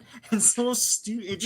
Should he be taking that? Like, yeah. God. Yeah. Did you like the Penguin show? Okay, here we go. I like the Penguin show a lot, except it's not the Penguin. But other than it not being the Penguin, whatever I watched, it's called The Penguin. The show that I watched was very well acted. And it was it had some good moments, a lot of good suspense, had some good fights and stuff. It's called The Penguin. But he's not the Penguin in it, but whatever it was good. Is that a review? I don't know. Yeah. I really liked it a lot. I actually really liked it, but I just pretended it had nothing to do with Batman. It's like you have to. Because there's no Batman, so. Well, it's interesting because I didn't watch it, but the reason why I didn't watch it, when people started they didn't spoil it, but they were just explaining it to me, and I was like, I've seen that already. It's called The Sopranos. Yeah, you have seen it. It's called. I haven't seen Sopranos, but I know it's the same. And so I'm good. Like I'll watch it at some point, maybe. Nah. But I've seen that story. You don't need to watch it. So I'm good. Yeah. No, you don't need to watch it. Kudos to everyone involved because it seemed like it was a really good production. No, listen, Sean skipped it. I think most of us skipped it. A lot of us skipped it. I watched it. Penguin's my favorite Batman villain. I don't know. I used to be fat. Maybe it's just like I connected with the fatness of them or whatever. We need more fat villains. Anyways, so whatever. I like Penguin. He's a cool character. I like Burgess Meredith and all that. So I like Penguin. So I watched the show. I like this guy, Colin Farrell. I thought, the guy's transformation is incredible. Like he whatever that character. It's not the Penguin, but whatever character it is very good. I never watched Sopranos. I did actually watch the first season of Sopranos. I liked it, but I never got back to it. I should finish it because I like Godfather and all those movies. But anyways, it was a good show, but it's not the Penguin. It's called the Penguin because they're pretending it's Batman, but it's the fake Penguin. So it's like the fake Joker movies. Everyone hated Joker 2. It's like, oh, it's too long. It's pretentious. I don't know what's going on. Oh, like Joker 1? Like Joker 1. Yeah. You mean like Joker 1? It's the same movie. It's the same thing. I saw Joker 1. I was like, well, that was really long. That was kind of pretentious, slightly boring. What's going on? That's not the real Joker. Is that the story? That's not the real Joker storyline. And everyone's like, Joker's the best movie of all time. They make part 2. I saw part 2. I was like, yeah, this is the same as part 1. And then everyone's like, it's so terrible. It's the worst movie ever. It's so garbage. And they name all these things. I'm like, that's the same as part 1. I think the source material goes a long way. Like, why do we love Logan? We love Logan because it's basically Unforgiven. Yes, and I don't like Logan as a Wolverine movie. Sean and I discussed this too. Right. Yeah. But when you think about it, Yeah. it's the best. Although I did like the Wolverine. I like the Wolverine better. As a Wolverine movie, yes. But, Yeah, but as a again, Wolverine this is the Dark Knight argument, right? Right. Dark Knight argument. Yeah. So structurally, everything, execution, Logan's great because they use Unforgiven as the framework. Yeah. They use the King of Comedy as the framework for Joker, right? Joker, yeah. So you've got a really good template, and you can make something out of it that people would resonate with and enjoy. Yeah. I'm not sure what they used for the second one. They didn't. Yeah, they basically continued it on. It's crime and punishment. So the first one is the crime, the second one is the punishment. The problem with both Joker movies, and King of Comedy is an awesome movie, and Unforgiven is one of my favorites. We talked about that privately, so we're gonna do Unforgiven. I love Unforgiven. I was at the other Steve's place that the same week we talked about that I got the 4K, and I go to Steve's place. We watch movies. What the hell did we watch? I can't remember what we watched, but what we watched was pretty good. It was Burn After Reading, which I think I'd seen that. That's a great movie. So we watched that one. But we're sitting there, and I talk about Unforgiven, and he's like, "Oh, I've never seen that." I'm like, "I'm sitting here with the 4K, and we're watching." Look, Burn After Reading was a great movie. It ain't better than friggin' Unforgiven. But I was like, we could be watching Unforgiven right now. Anyways, so I'm surprised you never saw it. Isn't that shocking? Because he likes westerns. It's Steve, yeah. It's Steve. No, I was completely shocked. Yeah. He owns the movie. He's like, "You bought it for me." I was like, "I knew it. I knew you had that movie." He's like, "You bought that for me." I was like, "I bloody hell." Yeah. There's certain movies when I watch them that becomes everyone's Christmas present. He's missing out. It's the same present. I just buy like 7 copies and everyone gets something. What did Jay get? Because then it's all equal. It's all equality. It's like everyone got Unforgiven. Right. But anyways, and I was like, "I got you Unforgiven." Yeah, I got that for you. Anyway, but Joker, Joker's King of Comedy. And part 2, it's like he didn't get art and he didn't get grapes or whatever. Who cares? It's the fake Joker. Here's the problem with Joker 2. Everyone wanted it to be the real Joker, but it wasn't in my eyes, it wasn't the real Joker anyway. Like, so when part 2 comes out, they're like, "Oh, wait, at the end they're saying it's not the real Joker." Yeah, it wasn't the real Joker in the first one. You thought that Arthur Schreck or whatever, that weird, the guy's the Joker, but it's not the Joker. Like, he's not. That's not any version of the Joker. And then Harley Quinn came in the second one, and it's like, "Oh, that's like not really Harley Quinn either." I know. For further example, see Joker, and for further example, see Joker in part 1. Like, these are not the characters; they're just calling it that. Mm-hmm. Like the original ending of the first Joker was supposed to be that he recounts encountering the Waynes, and then when they flash back to that scene, he shoots Bruce Wayne as well. And that was supposed to be the ending of the Joker. And then they took that out. I think they actually shot it and showed that to an audience. The audience was like, "What? No." Yeah. But that was to signal that this is not the Joker. This is a whole other universe, so yeah. Yeah, Burn After Reading is good, but like Unforgiven's a masterpiece. And something is saying doesn't like the Batman, but by the end, Joker 2 lost. Yeah, but like both those movies, and I own them both because I just buy everything. Both those movies are whatever. Like they're not. I think they're both like 5 out of 10 or something is what I gave them both. So I'm not like. Here's what happened. Everyone gave the first one a 10 out of 10, and the second one they thought was horrendous garbage. And then everyone got on this bandwagon of like, let's hate this movie. It's like, guys, this is the same movie. Like, what are you talking about? It's the same thing. Actually, the courtroom scene was probably like the courtroom scene in Joker 2 is the best scene in both movies combined. If you combined both movies, I love when I like when he gets the little guy up on the stand, and then the little guy's like, "Man, I trusted you. I thought we were buddies." I don't know if you saw Joker. Did you guys both see Joker 2? Or? Oh. I'm not going to, but yeah. I haven't even seen one. Oh, you haven't seen Joker 1? Okay, so there's okay, yeah, you don't need to watch it. There's a little person in it though, in the first one who's friends with the guy, and then he's in the second one, and the scene is amazing. Like this little guy should have gotten some sort of an award because he is great. The actor, because he's like, you know what, man? Because Joker is like defending himself in court as Joker, so that's pretty funny. Oh, and Harvey Dent is in it. Harvey Dent's the prosecutor, right? Yeah, and at the end there's an explosion in the courtroom, and then Harvey Dent like half his face, so he becomes too. Okay. So so he's talking to the guy, And the guy's like, I thought we were friends, man. Like, I thought we were, he goes, I trusted you. It's like, I had no friends growing up because of my condition. And it was hard to meet people and be friends. And you were kind of weird. And he's like, I thought we were good friends. And then you're crazy. And I was like, this is like really good. Like, I was like, this is a very good scene. What happened here? And I was getting emotionally like I was like, oh no, this poor guy, like this sucks. And Joker too is kind of he's like, oh, and I'm like, this isn't the Joker, because see, the Joker wouldn't have these feelings. The Joker wouldn't have these feelings. Like, this is not the Joker. Even the first movie, it's like, this is not the Joker. I thought it was a cool movie, but I watched it again. This is one of these you watch, and you're like, yeah, that was pretty good. And then you watch it again, you're like, well, nothing happened. Like, nothing's going on in this movie. It's just nothingness. Joker 3 won't be made. Yeah, it won't be. Well, somebody bet me. Unforgiven is okay. Tombstone is better. They're both great, but different movies. I was just going to say, you compare Tombstone to Wyatt Earp, I guess, if you want to do the two Wyatt Earp movies. But I mean, Tombstone's, well, they're both 10 out of 10 for me, but they're 10 out of 10. They're different.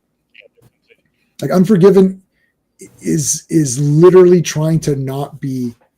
It's trying to be almost as realistic as you could possibly be, but still be a movie in some ways. It's a character study and a revenge flick. Yeah, all at once. Yeah.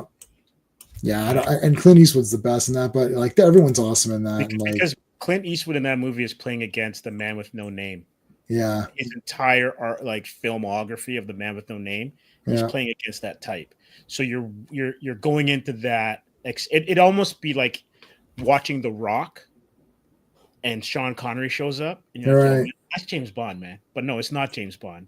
Right. It is James Bond if he had gotten captured by the U.S. and was in jail for 20 years or whatever it is. Right. Right. So you go into it with a different kind of expectation. Yeah. Tombstone's fast paced. Yeah, but Unforgiven is one of the greatest Westerns. Yeah, I had it on VHS. Well, I had Tombstone on VHS. I had both those movies on VHS, so I've watched them since then. Yeah. Tombstone is just awesome. This is a Betty and Veronica argument. Yeah. Right? Yeah. One of them's Betty, the other one's Veronica, and you can't lose either way. Yeah. I love those Nobody movies, the Trinity movies with Terrence Hill and Bud Spencer. Yeah. Order the book on Kickstarter, guys. It's not my Kickstarter, but there's a book. Oh, cool. Or order it now. There's still days left to back it if anybody wants those. Yeah, my dad got me into those. I love that he sets up a cot that the horse drags and just sleeps is awesome, man. Yeah. I've seen the first Trinity and I've seen My Name Is Nobody. That was they're both great Westerns, but I like, if you got to pick, I always go with Serious. Like that's just my personality. Unless it's like, Chevy Chase or something, or I love Big Lebowski and those kinds of things. But like, I just watched, so I just got the No Name Man with No Name 4Ks. And like, I watched a Fistful of Dollars, which is friggin' awesome. And I watched A Few Dollars More, which is like super friggin' awesome. Quentin Tarantino's like, he goes, there's only one thing wrong with For a Few Dollars More. And that is he made The Good, the Bad, the Ugly right afterwards. Yeah. Because otherwise it's perfect movie, but everyone's like, oh shit, this one's like so good, right? It's like, that's the only negative. There's no negative in that movie. It's just that, oh shit, he made this other one, which is like a super masterpiece, but they're all awesome. Yeah. I did like, yeah, go ahead. Go ahead. No, go ahead. I was saying, like, and if you're going with, like, if you're staying with Clint, like the one that slips under the radar for a lot of people is Pale Rider. Yeah, I got Pale that Rider too. is really good, right? Soon as in 7 days from now, I'm going to be ordering all those on 4K. So it's like my credit card bill is really high right now. So I'm like, okay, so I've got them all in the cart. Pale Rider, I think I had that on DVD. So Josie Wales, I had on DVD.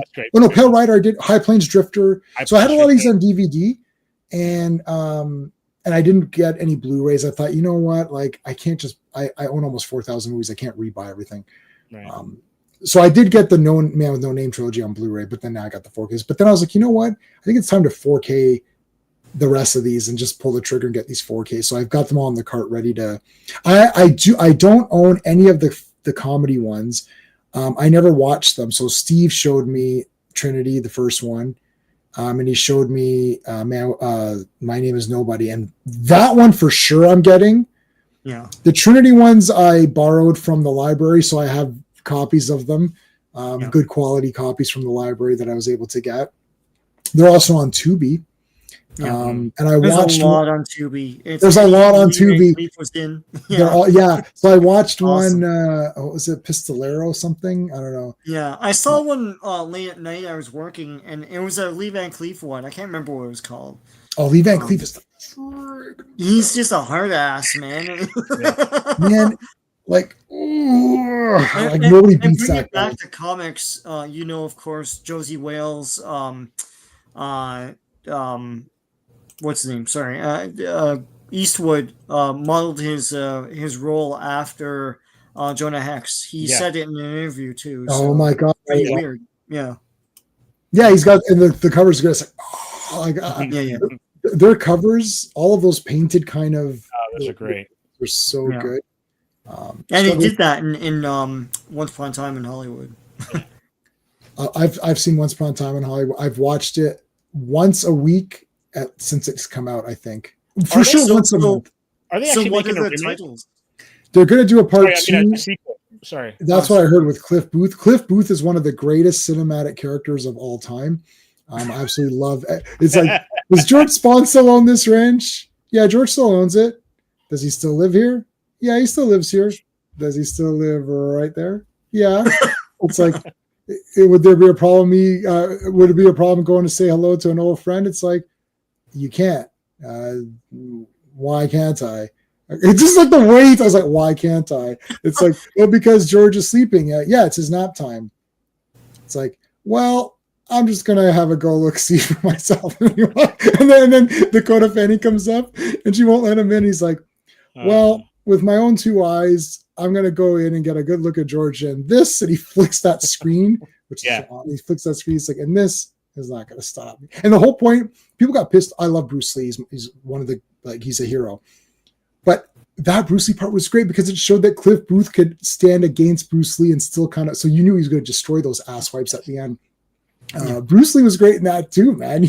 I like that guy playing Bruce Lee. And then what's her name goes, what the fuck did you do to my car? And then, what the fuck? Yeah. and then he's like, what the fuck did you do to her car? He's like, Randy, get your wife killing shitty ass friend. He's like, I will handle this. Well, then handle it. He's like, Cliff, get your shit. Get off. Didn't Tarantino write a book? I have everything there is to do with that. I have everything there is to do with that movie. I got 2 copies of the books. I could read one. I got the soundtrack. I've got the Blu-ray, the 4K. I keep another one. I have another one on this. I found one at Value Village, so I bought that one so I could read that one. Oh, cool! I cannot wait for the next one. I absolutely love it. I absolutely love it. Is David Fincher? I think so. I think he's going to direct it. It's a remake of Yojimbo, yes. Yeah. Yes. And Yojimbo is a masterpiece. I own those on Blu-ray. I actually like Sanjuro a lot. People don't talk about. That's one that's underrated. They don't talk about that one. Yeah. Throne of Blood is my favorite. But, Once Upon a Time West is awesome. Yeah, that's an awesome movie. Is David Fincher directing? I don't know. What were we talking about? What was that for? The second Hollywood. The second. Oh, really? Okay. It's not going to be Tarantino. He's done. He wants to make 10 movies, and he's like figuring out which. It's so stupid. Just make movies. No, Sean. I just saw him on Joe Rogan talking about that, and he destroyed that argument. He's like, he goes. In a weird way, you're trying to tell me when to stop making movies, because here's what's going to happen. I'm going to make a bunch of movies and eventually they're going to become not that great. And then you're going to say, oh man, Tarantino was so awesome, but nowadays he's kind of trash. It's like his last 2 haven't been that good. He's like, no, because Joe Rogan said exactly, not even the way you said it. Movies, what the hell? Keep making movies. You're on top of your game, just keep making. He's like, no, he goes, in a way, you're trying to tell me that you want to control me and tell me when to stop making it, because like then you're going to eventually say my movies are crap or whatever. That's bullshit. That's because he has a chip on his shoulder. Who cares what people say about his movies? Just make them. Oh, he just wants to make his 10, man. Relax. That was Zoe Bell. Yeah, that was awesome. Mm-hmm. She did it. Yeah, that was. Xena, man. Xena, Warrior Princess. Forged in the heat of battle. I've got all the Hercules and Xenas right there. You know what pisses me off? They change packaging. I hate when they change packaging on sets, and you're like, now I want to get like Hercules is this tall. It takes, and I'm like, now they have it where it's all in one thing. I'm like, yeah, that's better. Like, I just want that. Yeah. Anyways, folks, that's it. We're gonna go. We already said all of our spiel. Subscribe to everybody. This was awesome. We'll see you on Sunday. Absolutely. Take care, everyone. Bye. Hey friends, you've just been listening to J-Man, and he is the smartest person who ever lived. So make sure you like and subscribe.